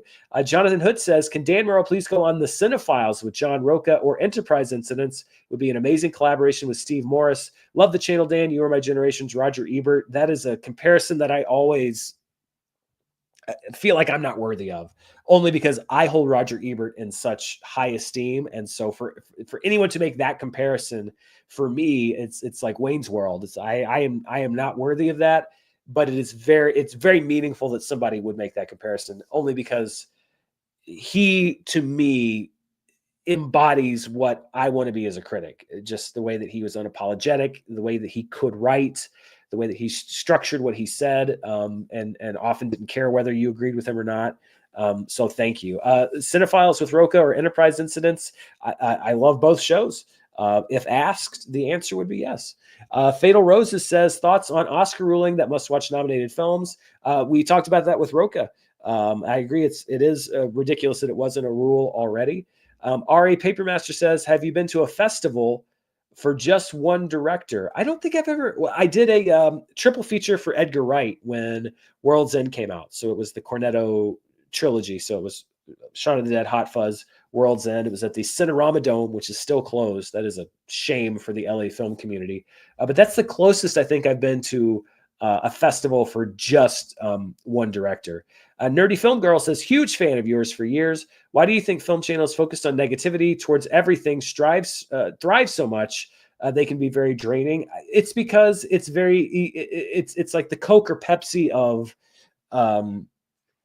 movie opinions in that it's easy to sell. It's like, I hate this. It's a very appealing. It grabs your eye. It's very easy messaging wise. And by the way, I'm not saying lazy. I'm saying easy. It's very easy to make a thumbnail, make a title that tells you exactly what's in the video, might entice your curiosity, and will also easily draw in people that agree. Whereas if that's not, if you're doing something that's a little more nuanced, or that's not what you're putting in your thumbnail, then you're not drawing in as many people. You're like the diet mug root beer of sodas. If people like it, they're going to come and find you, but it's not what's up on the billboard. So I think that's what it is. It's just very simple to sell. It grabs your attention. People click on it, and it's just it's just the economy of attention and the economy of YouTube. Christopher Brickner, thank you, Christopher. You asked several questions. Do you think when talking about film and where a film should go, that film YouTubers forgot general audiences have different tastes from them and their viewers? Excuse me, the sniffles again. I think that some people might. I generally try to keep that very much in mind. And I've always said, this is my opinion. If I have a bias one way or another, I try to share that. And I've always been very clear that, like, this is just where I'm coming from. I understand that the general audience sees fewer movies than I do, probably is more tolerant of some things that are in movies than I am. I don't think that any critic should think that they're above the general audience or think that they're better or discount their taste. I think you should just be confident in saying what you think, but also remember that, you're not the final arbiter of truth on anything. Tristan says, how many billion-dollar films do we get this year? Well, we've got one already with Naja 2. That's a $2 billion movie. Avatar, obviously, nothing's a lock, but it's probably very likely that Avatar is going to get there. Jurassic World is often a $1 billion franchise. Lilo and Stitch, Mission Impossible. There's a lot of big franchises that have movies. Superman generally doesn't get to that level, but again, if it can break through, I think conservatively, maybe 5, with the potential for many more if a lot of these summer movies break through and are well received and are able to thrive in the marketplace. Paul Allen Bernardo says, happy anniversary and congratulations to you, Dan, for 5 great years on YouTube. Here's to many more. And yes, Jaws is one of the best movies. Happy 50th. Happy 50th to Jaws right there. Turns 50 years old this year, 1975. I still think Universal should be making a bigger deal out of that. Nick Cage. Whoa. Nick Cage. That's high praise. Nick Cage says, happy anniversary. Also, do you think a skibbity toilet movie would make a skibillion dollars? I've got to be honest with you. I never feel more old or out of my depth than when somebody starts talking about skibbity toilet. It is an absolute cultural phenomenon that I have no understanding of or knowledge about. And I am almost certain that if they made a skibbity toilet movie, whatever it is, that it would make a skibillion dollars, and that I would not understand why. A part of getting older, if you want to get older, I think, and not just hate everything, is you have to understand that there are just things in this world that come out after you reach a certain age that you're not going to understand. Don't fear or resent those things. Just wrap yourself in the uncomfortability of knowing that you will never really get it. But that's okay, because there was stuff that was around when I was a kid that the adults didn't get either. It's just the way it's the way of the world. It's the circle of life. Hitty99 says, thanks for being here and a voice of reason. A lot of the time, any reason you didn't review Blink twice? I saw it recently and had a lot of thoughts and was wondering if I missed the discussion when it came out. I think I'd have to go back and look at that specific week. I've heard a lot of people talk about it. It was just one of those ones that I didn't get around to seeing and reviewing here on the channel. But I may kind of loop back because I've heard a lot of people talk about it as at least an interesting movie. Reaction wasn't overly positive when it came out, but I think that's one that, because you, the viewer, have kept talking about it so much, not you specifically, many of you, that might be one that I go back and see. Cal Kent said, had to ask this, favorite director currently, Nolan for me. I mean, Nolan, if he can keep making Oppenheimer type movies, and I don't mean stylistically, but I just mean up to that level of just like mind blowing quality. He's one of the most interesting. Like, I will go see every Christopher Nolan movie that comes out opening weekend in theaters. Same with Martin Scorsese. Same with Paul Thomas Anderson. And then we have younger directors. Coralie Farja has made only movies that I am intensely interested in and want to see more about.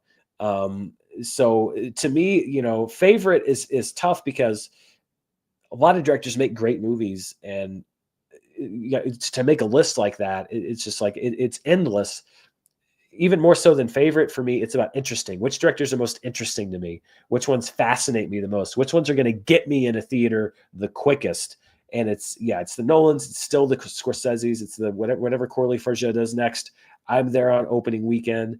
Ryan Coogler, I think, is now up to that level because now he's done, the franchise stuff, big franchise with Black Panther, kind of smaller franchise that got bigger with Creed. Now he's done original. So, from here on out, I'm going to be at every Jordan Peele, whatever movie he makes next, I'll be there opening weekend. For me, it's like most interesting directors, most fascinating directors. Samo says, what is both of y'all's, I think it's when I had a guest here, both of y'all's best IMAX experience?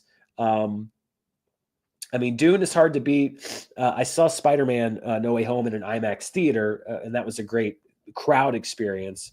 But yeah, I also remember when I first saw IMAX movies when I was a kid, and that was mind-blowing. The first movie I saw on an IMAX screen was Batman Forever in San Antonio in 1995. I didn't know movies could be that big, and I still remember that. Kelly W just sent a super chat. Thank you so much. And asked a question. Sorry for the blank message earlier. Congrats on 5 years, Dan. Thank you, Kelly. Christopher Brickner with another one. Thank you so much. Do you think The Last Jedi had a negative impact on film YouTube? I think yes, as Defenders called everyone who disliked it as toxic, and more toxic channels use that to increase their views and subs. Agree. I don't think it was a great thing for film discourse on really any side. But I also think, I think we can all hopefully collectively move on from it. There's so many more movies in the world, and even now in Star Wars. Let's put The Last Jedi to bed. Let's put it to rest. Let's all move on. Love it, hate it, whatever. Let's all join hands and march into the future of cinema. Sean McCabe says, congrats on 5 years, Dan. Well deserved. Thank you, Sean.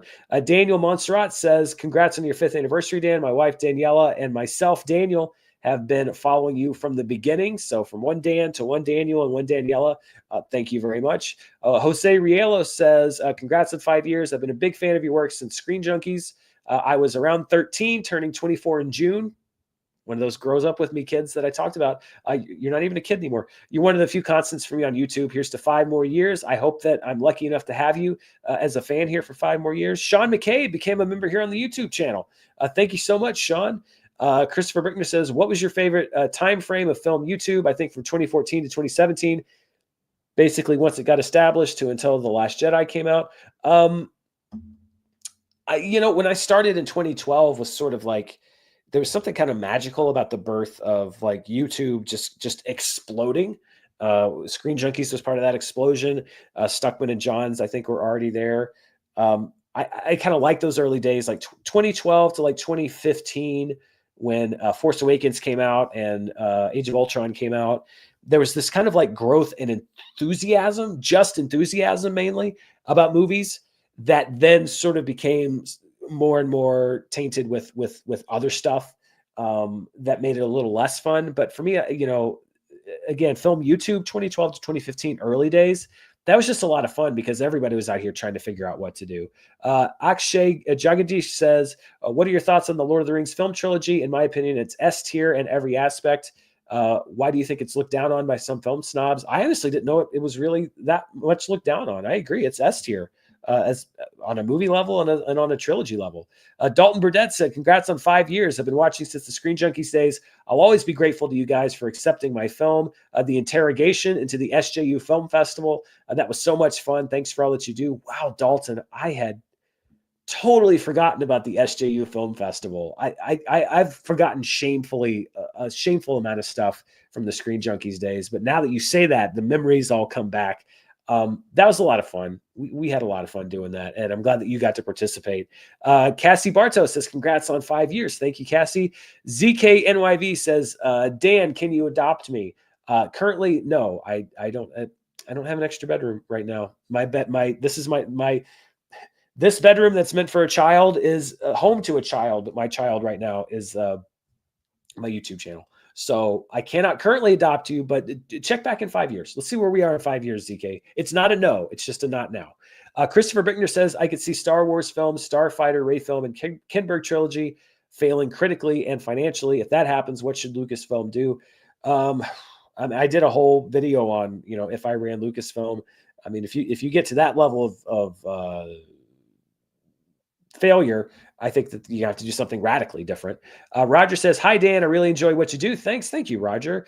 Stuart Arbery. Congrats, Dan. Go Knowles. What up, Lon and Christian? Stu, what's up, man?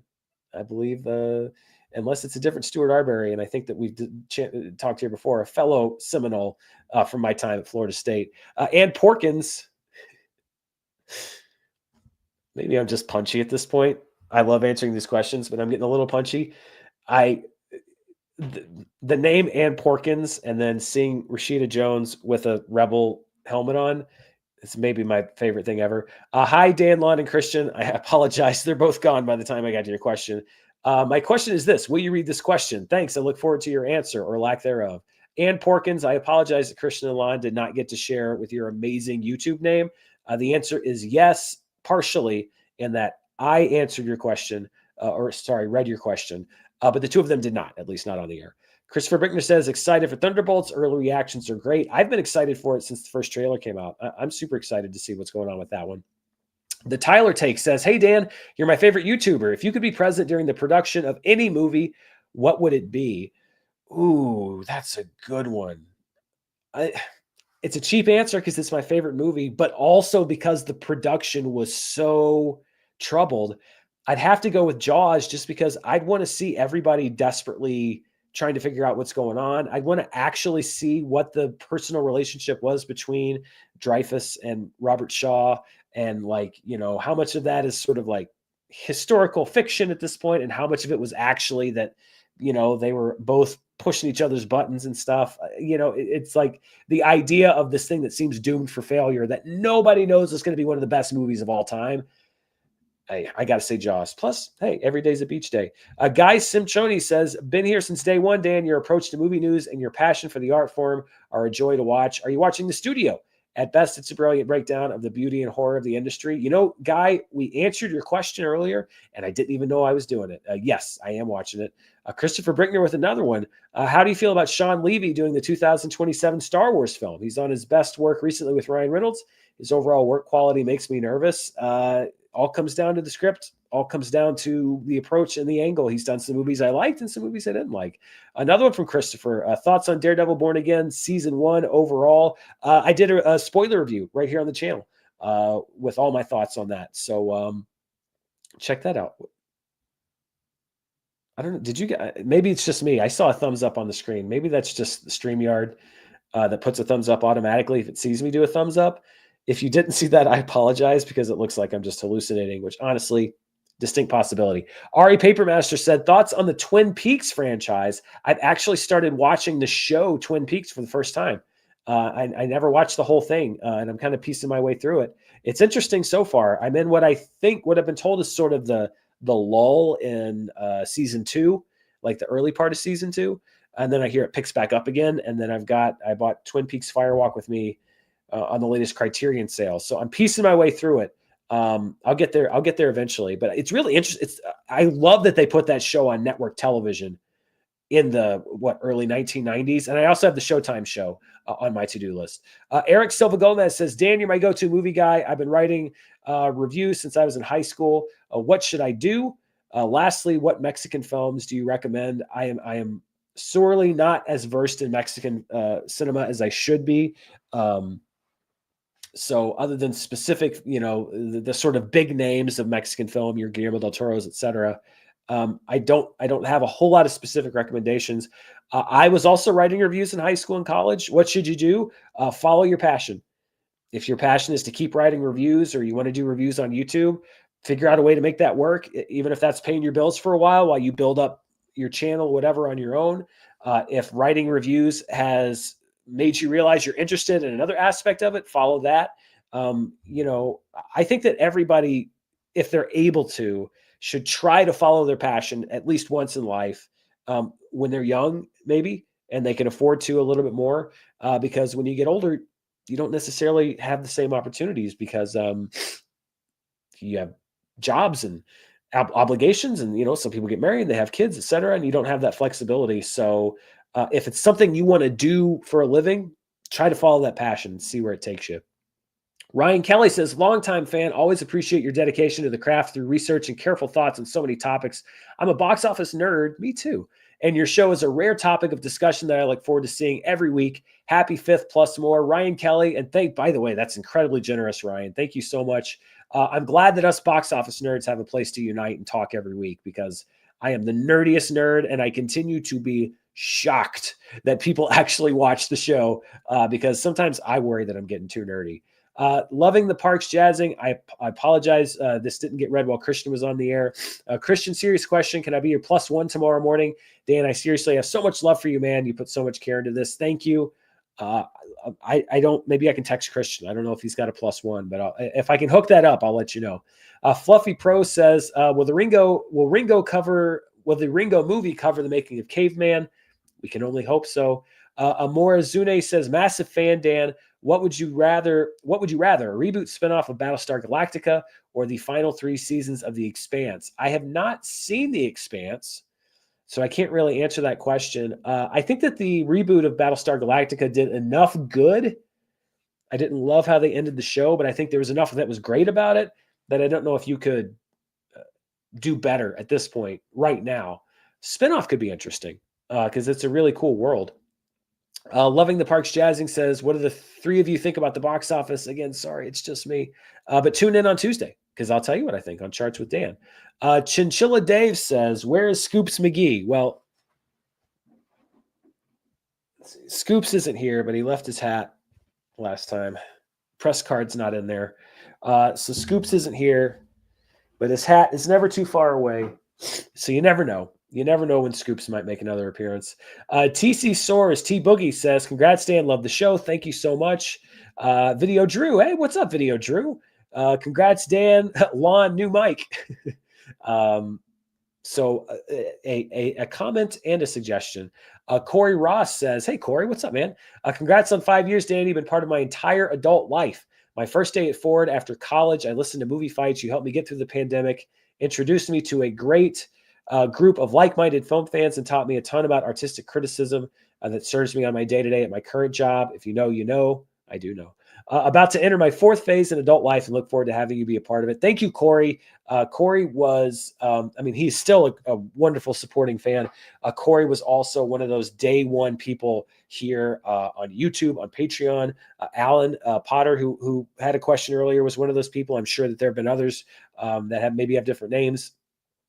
That have been so important, and everybody that watches the channel is important, because if you didn't watch, I wouldn't have a channel. So thank you. Dan Honan says, what movie do you think Denis Villeneuve should have gotten a Best Director Oscar for, and why is it Blade Runner 2049? Love your channel, and it's great to see Lon too. A periodic live stream movie. Well, I made you happy there, because we're going to do these a lot more often. I think it should have been either of the Dune movies. Blade Runner 2049, also very worthy. But the fact that he didn't get Best Director for either Dune Part 1 or Dune Part 2 and wasn't nominated for either one of them, that's insane. That's objectively insane. That is almost a Toni Collette level of snub. And if you thought we're going to get through this whole stream without me talking about Toni Collette, you were wrong. Dalen Rowell says, thanks for making cinema magical. What's your favorite movie song? For me, it's Princes of the Universe from Highlander and Natu Natu from RRR. I can't do better than either of those. Those two, you put those 2 songs at the beginning of any movie song mix CD playlist, Spotify playlist, which I definitely still listen to or have always listened to. You've peaked right there. Masters of the Universe, Princes of the Universe, and Natu Natu. you don't get better than that as far as like get you out of your seat movie music. I'm in the 8 o'clock hour on these, so I'm getting closer. Christopher Brinkner again, thank you. It's very generous of you, Chris.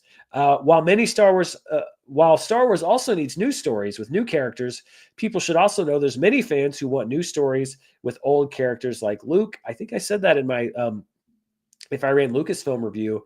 I would not shy away from recasting or doing animated adventures with the existing Star Wars characters. Drayton says, been a fan since the Screen Junkies days. Love seeing Lon. When are they going to bring back Honest Trailers commentaries? I love that show. Lon maybe could have answered that when he was here. Unfortunately, I can't. I could just say as a viewer, I miss it too. I loved being on that show when I was there, and I loved watching it after I left. Jorge Ryan Navarro says, Dan, I miss watching the Oscars live with you. Your Coco Melon runner on Charts with Dan is still one of my favorite moments in YouTube history. Yeah, that was sort of late pandemic. I was going nuts doing Coco Melon stuff on Charts. And that was a lot of fun to do. Watching the Oscars live, I thought about doing it this year. I ended up not, just because it's tough to watch and prep my show, my recap show. I'm trying to take notes and research, etc. But I think I kind of regretted not doing it this year. So maybe I'll do it next year. Michael Nines said, happy anniversary, Dan. You are always a welcome sight on my YouTube feed. Here's to many more years. Thank you very much. Dylan Fitzsimmons, since you both still talk, what has Muddy been up to lately? Haven't heard from him in ages. We don't really talk movies. We just kind of catch up. He's just living life, man. He's JK living, like Matthew McConaughey says. He seems like he's loving his life down there. And it's happy to see. He sends me some pictures that he takes once in a while, and it's great. Looks like he's having a great time. F. Kusuma says, big fan since 2015 from Jakarta. Please do more vids on Blu-rays. Physical media rules. Do more live stuff too. Congratulations, I'm doing it. Congrats, you're the best. Nebuloid says, hey Dan, I loved all your. Let me try that again.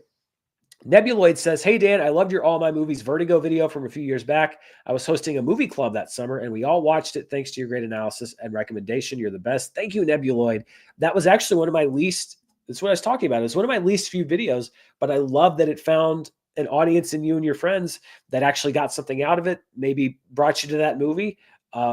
That's great. I love that. Christopher Brinkner, another one. I agree that kids who saw Star Wars sequels could love them like prequel kids. The trilogies and landscape of films are so different, it's not guaranteed. I actually think we're going to see that in 15 years or so. Maybe a little bit less because the culture is not as sort of streamlined, but I think that we're going to see kids who grew up with the sequel movies, the new ones, that are going to look at older people at that time who didn't like the sequels saying, why do you hate these movies so much? These are great movies. These are awesome, because it's a generational thing. I had to learn that lesson the hard way. I didn't understand why people liked the prequels at first, and then I understood that was their Star Wars. Jeffy Art says, congrats on your 5 years. Have you checked out season 3 of Wheel of Time? As a non-book reader, I thought there was pretty good. It's gotten pretty good. Your thoughts, if any? I haven't really started Wheel of Time yet, but I've heard the one thing consistently I've heard about this season is that it's like the best out of all 3. So maybe once it wraps up, I'll go back and try to check out all three seasons. Tim Hoffman says, congrats on 5 years, Dan. Look forward to listening to you every day. Big fan of your box office news, in-depth movie reviews, dry humor, and your cold opens are always the best. The cold opens, I love doing them. I don't do them on every review or video, but if I think of a terrible joke, I'll always do it. And a lot of people label it cringe. I'm 42 years old. That's inevitable. I don't run away from being labeled cringe anymore. Honestly, I embrace it at this point. It's a terrible joke. I own it. Moving on. The Wizard of Loneliness says, late to join, but wanted to say thank you for all the great videos over all these years. Back to Screen Junkies. You're our favorite reviewer and my girlfriend's favorite Schmodown competitor. You make a positive difference in our lives. I mean, that last sentence really is that I know it sounds kind of like BS to say that that's humbling, but like to be confronted with the concept that I can have a positive difference or make a positive difference in somebody's life that's not like direct family is very humbling to me. So thank you for that. And it turns out you're not that late to join anyway, because I had so many questions to answer. We're catching up now. We're getting close. Please don't start flooding with more though, because we're getting close to 3 hours and my voice is going to give out at some point. But I actually love this. I love answering questions, and I cannot believe that so many of you just on Super Chat sent in questions. Christopher Brickner, are you going to rank the Star Wars films and shows for May 4th? I don't think so, just because I'd have a lot of watching to do. There's a lot of shows, especially seasons of Clone Wars and Rebels and all those shows that I haven't seen. It would be a huge time commitment for me to see, definitely not for May 4th, but in general. So maybe someday if I have time to watch everything, but not this year, definitely. I think also Christopher Brickner, I think the biggest reason for Marvel's decline was, especially under Chapek, they were forced to do too much too quickly and were rushed. I 100% agree with you. Bob Iger does not share as much blame for that as he should, but yes, 100% in agreement there. Dylan Fitzsimmons, thoughts on the Shrek movies? Funny. I don't think the last couple were as good as the first two, but especially those first two, I think, are still great. And I think that 3 and 4 have their moments. And I think, again, people younger than me who were younger when those movies came out probably like them more than I do. David says, congrats on 5 years, Dan. Out of curiosity, what's your favorite movie-related item aside from the films themselves that you owned? Jeez, that's tough. I don't know. That's hard. It's honestly, I'm big into Lego. So anytime they do like a movie Lego, like the DeLorean, I try not to break it. Like this kind of stuff I love, just because it marries my love for Lego and the fact that you get to have like a DeLorean that looks cool and that you got to build by hand.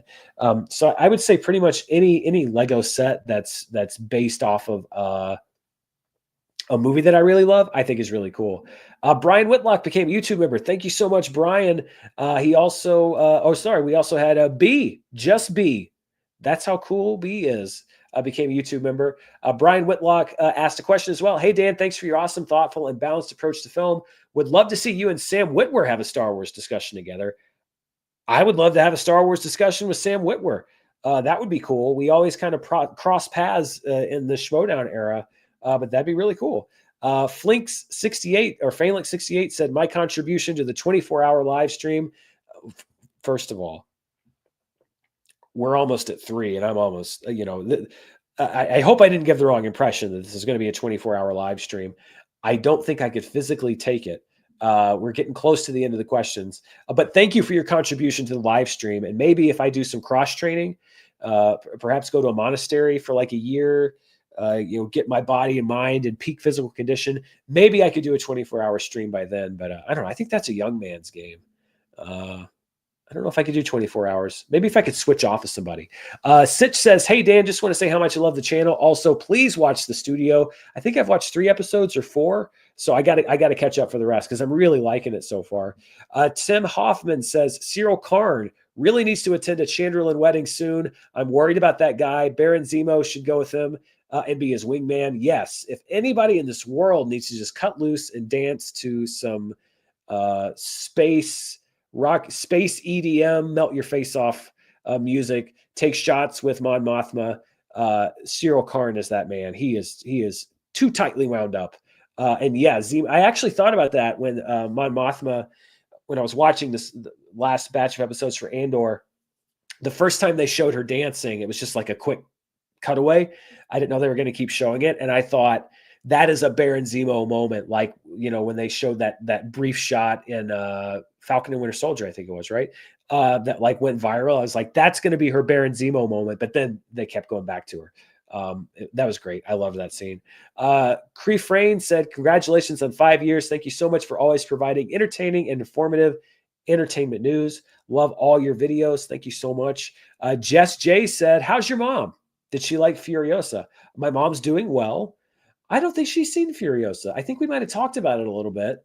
I think she said she might watch it, but I don't think she's seen it yet. In case you don't know, and Jess, by the way, great demonstration of deep knowledge about the channel. I've said many times how one of my favorite things in the world is that one of my mom's favorite movies is Mad Max Fury Road. Because she said she was going to watch it. And I'm like, Mom, I don't know if you're going to like it. And she loved it. And she still talks about it. So I don't know if she's watched Furiosa. Next time I talk to her, I'll see. Or Mom, if you're watching, text me. Tell me if you watched Furiosa yet. The Master of Gaming says, Sinners had the second best hold for a horror movie. I think that's probably right. I didn't look at it in context of non-holiday weekends. So there may be another one in there that was a holiday weekend that held better than Sinners. But yeah, it had incredible hold this week. Gideon says, congrats, man. My go-to for TV film reviews, and my opinion rarely differs from someone even older than you, even older than me. It's almost inconceivable. Thank you, Gideon. I appreciate that. I'm glad that I am the go-to place for you. Alexa Jones says, one of my wishes about the Oscars is more child actors winning Oscars, like Tatum O'Neal and Anna Paquin, if there are any great ones. O'Neal is still the youngest Oscar winner in history. Yes, I agree with you. Case number one, Jacob Tremblay should have been at least nominated, and I think maybe should have won the Academy Award for Room. And the only reason he was not nominated is because he was a young actor. Haskell 420, a longtime fan of the Schmodown, of this channel, of the whole connected world. Thank you so much. Hi, Dan. It's Ed. Congrats on 5 years. Sad that All of Us Are Dead was among your least watched vids. Like I said to you in New York City last summer with Christian, that series is awesome. Hope we hear about season 2 soon. Yeah, they keep saying it's on the way, and then it never shows up. Sean Foster says, just here to say thanks for the content and 5 years. If I'm on the fence, your recommendation usually gets me out to the cinema. That's awesome, Sean. That's kind of my job. If people don't know whether to see a movie or not, hopefully I can kind of point the way. I did just get a text from my mom because she's my mom and she was watching. Not yet. She has not watched Furiosa yet. But if she does, I will update you right here on the channel. Spencer Walker says, congrats on 5 years, Dan. One of the best in the game. Thank you so much, Spencer. Ann Porkins is back. I don't know why this tickles me so much. It's because it's so creative. Like, if you came up with Ann Porkins, that's like, listen, Spencer J. Gilbert was the king of like the honest trailer name, of like writing just like the best pun or the best play on words for honest trailers. I was in awe of his ability. Ann Porkins is like a Spencer J. Gilbert level name with the thumb. This is so good. Ann Porkins says, this stream has been a success. Have you considered having every week be your 5th anniversary? No, but once the live show starts, it'll be kind of like that. It'll be like a mini version of this. Jackson B, another longtime fan. What's up, Jackson? Happy for you, Dan. I've been there since Screen Junkies and the start of the channel and Patreon. What are your thoughts on the state of physical media and the increase in Steelbook exclusives for 4K? I worry that some companies are basically forcing physical media to become a collector's only medium. I think if you kept discs priced relatively affordable, just reasonable, then I think that physical media could still have a fairly long life ahead of it. But now I think that there are so many studios and physical media companies that have prematurely decided that it's boutique and price discs at $35, $40 from the get, and those prices don't drop for a while. You're basically forcing it into becoming a collector's medium. I think I'm fine with like steelbooks and exclusives and stuff like that, because there's always going to be people out there that want to buy them, but they're not the only people left yet. There's still a whole market of people. It's a shrinking market, but it's still a serviceable market that would pay affordable prices for Blu-rays and 4Ks and DVDs. So I think that I'm happy with steelbooks and exclusives, but don't price out people that would still buy the regular version of the disc, or otherwise it's self-fulfilling prophecy. You're going to drive everybody away. And it's going to become what a lot of people have been afraid it's going to be for all these years. Brandon Roy says, since you mentioned wanting to do live shows, what are your thoughts on a silly segment by where you and a guest react to funny Letterboxd reviews for movies that have recently come out? That'd be a lot of fun. I think there was a show I used to appear on called The Basement, where we had Trevor, who's like the next generation of cinephile. He's great. I think that we would play a game like that with him from time to time. So maybe I'll just ring him up and see if he wants to bring that over. Like those Letterboxd games are like, you see them doing like the top 4 on red carpets and stuff. Like Letterboxd is a great fountain of film love and also funny film takes. Juan Rodriguez. Juan, thank you. That's very generous. Hello there, Daniel. Thank you. It's very formal. Congratulations for the continued success of your channel. 5 years is a great milestone, and here's to another 5. I respect your integrity and your commitment to honesty and telling us the facts and to check multiple sources. Thank you, Juan. I appreciate that. I appreciate the super chat. And also, I check multiple sources, by the way, including me. I've been fact-checked before by viewers, and I don't resent it because honestly, if I make a mistake, I want to know about it so I don't make that same mistake again. Fluffy Pro says, congrats on 5 years, Dan. I've enjoyed watching you since movie fights. Thank you, Fluffy. We're getting there. We're almost at the end. Jonathan Diaz says, have you considered covering small film festivals on the channel? Charlotte, North Carolina would love to have you. Also, in case you don't want to be here till 3 a.m., you can turn off new incoming super chats. Well, no, it's cool. I like answering these questions, but I did not know that. That's good to know in the future so that I can make sure that everybody gets their questions read in case I'm up against it. I am coming up against having to leave, but I'm also almost at the end here. We're like only 15 minutes behind instead of an hour and a half. The Tyler Take says, would you ever consider doing movie commentaries with a guest to chat with? Might be too difficult to organize, but I listen to the heck out of those. Yeah, I love doing commentary tracks. So yeah, get up a bud, watch a movie. That sounds like a good idea. I used to do them on Patreon. I don't do them anymore because not a whole lot of people, listen to them. But they were fun to do. Brandon Roy says, would you ever consider doing a countdown for a ridiculous movie like you did for The Meg on Screen Junkies? Yes. I think you got to find the right movie. 9 Lives was one of those movies. The Meg was one of those movies. Cats was obviously one of those movies. New Mutants was one of those because it kept getting pushed, and like that's what the countdown to New Mutants. But it's got to be just the right movie. Juan Rodriguez says, where's that video of your younger self that you said you would post? I knew that question was coming. I did welch on something. I said that I would post that at 100,000 subscribers, and I never have. It's because I've been trying to figure out the best way to get that VHS tape digitally not transcribed, but put onto a digital format. I need to just do it because I'll admit it. I welched on that, and that's not fair because I said I would upload my high school movie reviews, and I will do that. I'm long overdue. Tim 87 says, congrats, Dan. Thank you so much, Tim. Dylan Fitzsimmons says, how would you rank the 4 Hollywood Chris's? That changes over time. I think as we stand right now, I would actually go Pine, Evans, Hemsworth, Pratt. And I don't hate the bottom member, but I think Chris Pine it's like a fine wine. Chris Pine has aged himself up to the top of the Hollywood Chris list right now today. Last year, I probably would have put Evans number 1. Today, I'm putting Pine number 1. Rodrigo Roca says, congrats on the 5 years, Dan. You deserve. I do deserve. Thank you. I think you deserve. I know what you're saying. And thank you for being a member here on the channel, Rodrigo.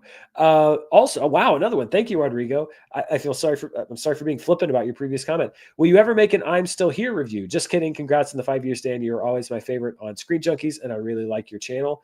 I talked about I'm Still Here a lot during award season. I think that kind of counted as my review.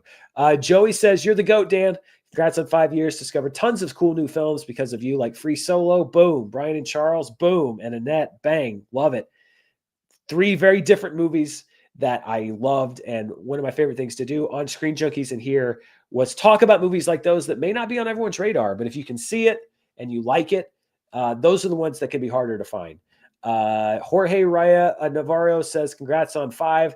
250 movie production logos when? That was a crazy undertaking. I don't know if I would do that again, but I love that video. My one of all of the different movie production logos. Calais Dogs just sent a super chat. Thank you so much. Hills Mallory says, a live stream, sweet. You ever going to go into a deep dive into the controversies involving Black Cauldron? I didn't know there were any. Now you piqued my curiosity. I'm almost there. Dan Shanks-a-lot says, what does your weekly research process for charts look like? Do you have a script template, and do you use Excel?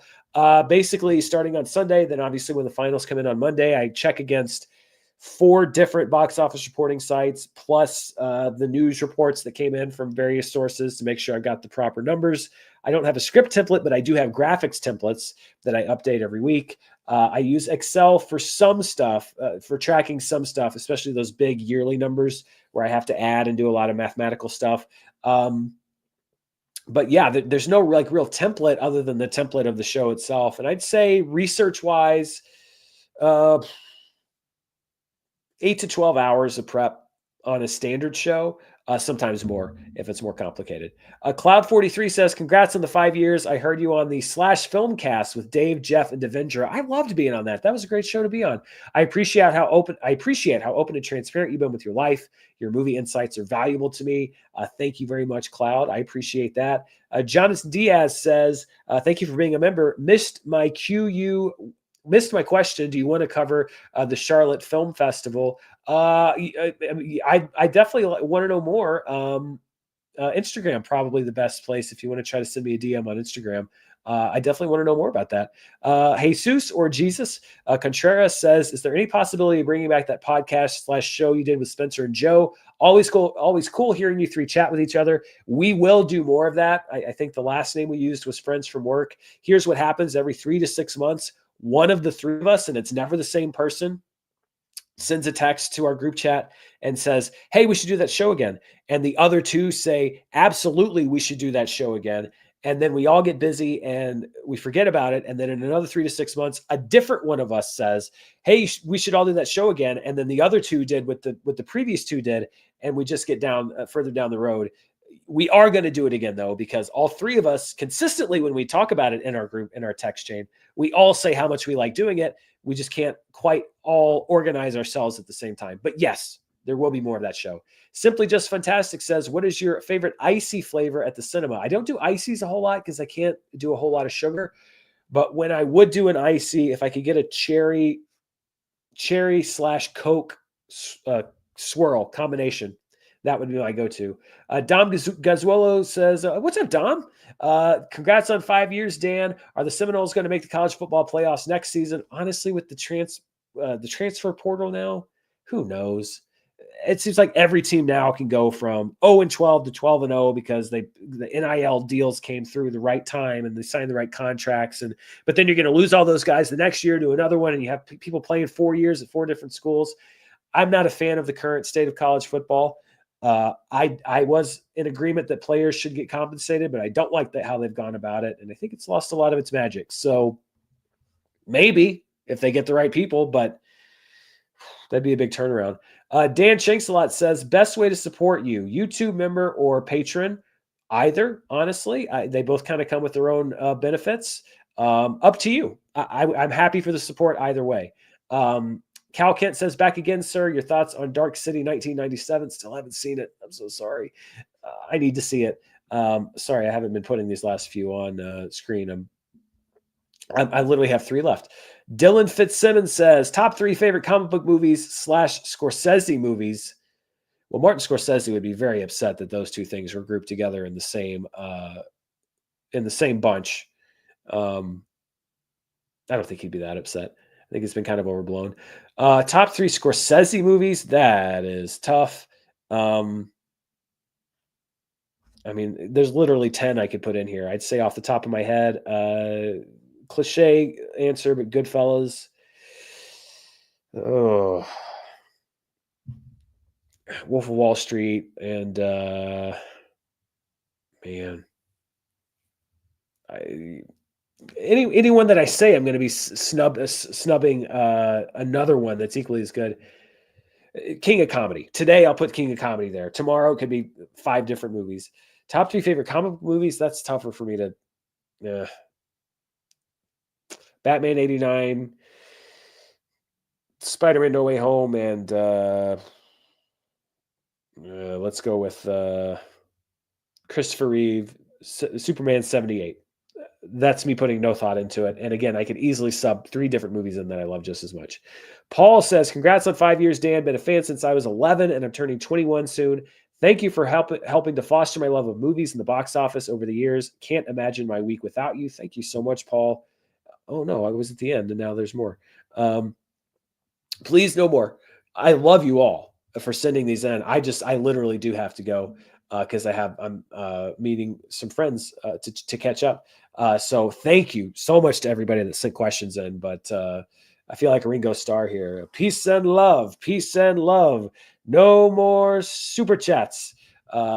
Peace and love. I don't know if anyone even gets that. That's a kind of a Howard Stern reference. MMG sent a super chat, $4.99. Thank you so much. I appreciate that.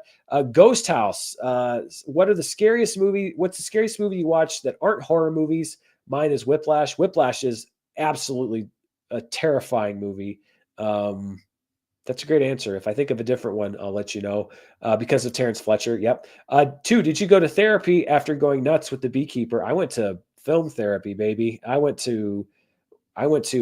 that this movie exists therapy. It is my therapy. That kind of bad movie is my therapy because it validates that movies can be whatever you want them to be. And sometimes people want them to be effing crazy. So that was kind of therapy for me. Klaus Valka sent a super sticker. Thank you so much. And rounding out, coming in almost last, Brendan Murray. Hey, Brendan, what's up? Thank you so much. Congrats on 5 years. In honor of the Oscars Best Stunt category, would you do a top Jackie Chan stunts video? Follow-up, have you seen Police Story? I would love to do the research for a top Jackie Chan stunts video. I have, as of a couple years ago, I think, I bought the Police Story set. I think it's both Police Story movies. Well, the first two. Then the titling gets a little weird, from Criterion, and watched them for the first time and loved them. I love the first 2 Police Story films, and then whether it's Super Cop is or isn't, that I'll leave that to somebody else. But I think that would be fun to do. I think it would be even more fun just to watch all those Jackie Chan movies, although there's so many of them, and I'm sure once I got into the teeth of it, it wouldn't be as fun. He should be up there with Buster Keaton, Fred Astaire, the people in film history that had like their superhero skill power was control over their body, and the fact that they literally no human on earth could do those things. Insane. And then rounding out, you get the last question, Francesco Totti. What are your thoughts on Dwayne Johnson joining a Scorsese movie? It's an odd pairing that I'm ridiculously curious to see. Why not? I mean, The Rock is a guy who operates in a certain zone, and he knows what that zone is. But I think he's got the talent to excel outside of that zone, and I think that he could do great with a Scorsese film. So bring it on. Let's see it. And that's everything. I literally am blown away. I thought maybe we'd get a few super chats here and there, and then I would just kind of be scrolling through the rest of the chat to answer questions. I am totally blown away that we had enough super chats just to fill 3 whole hours.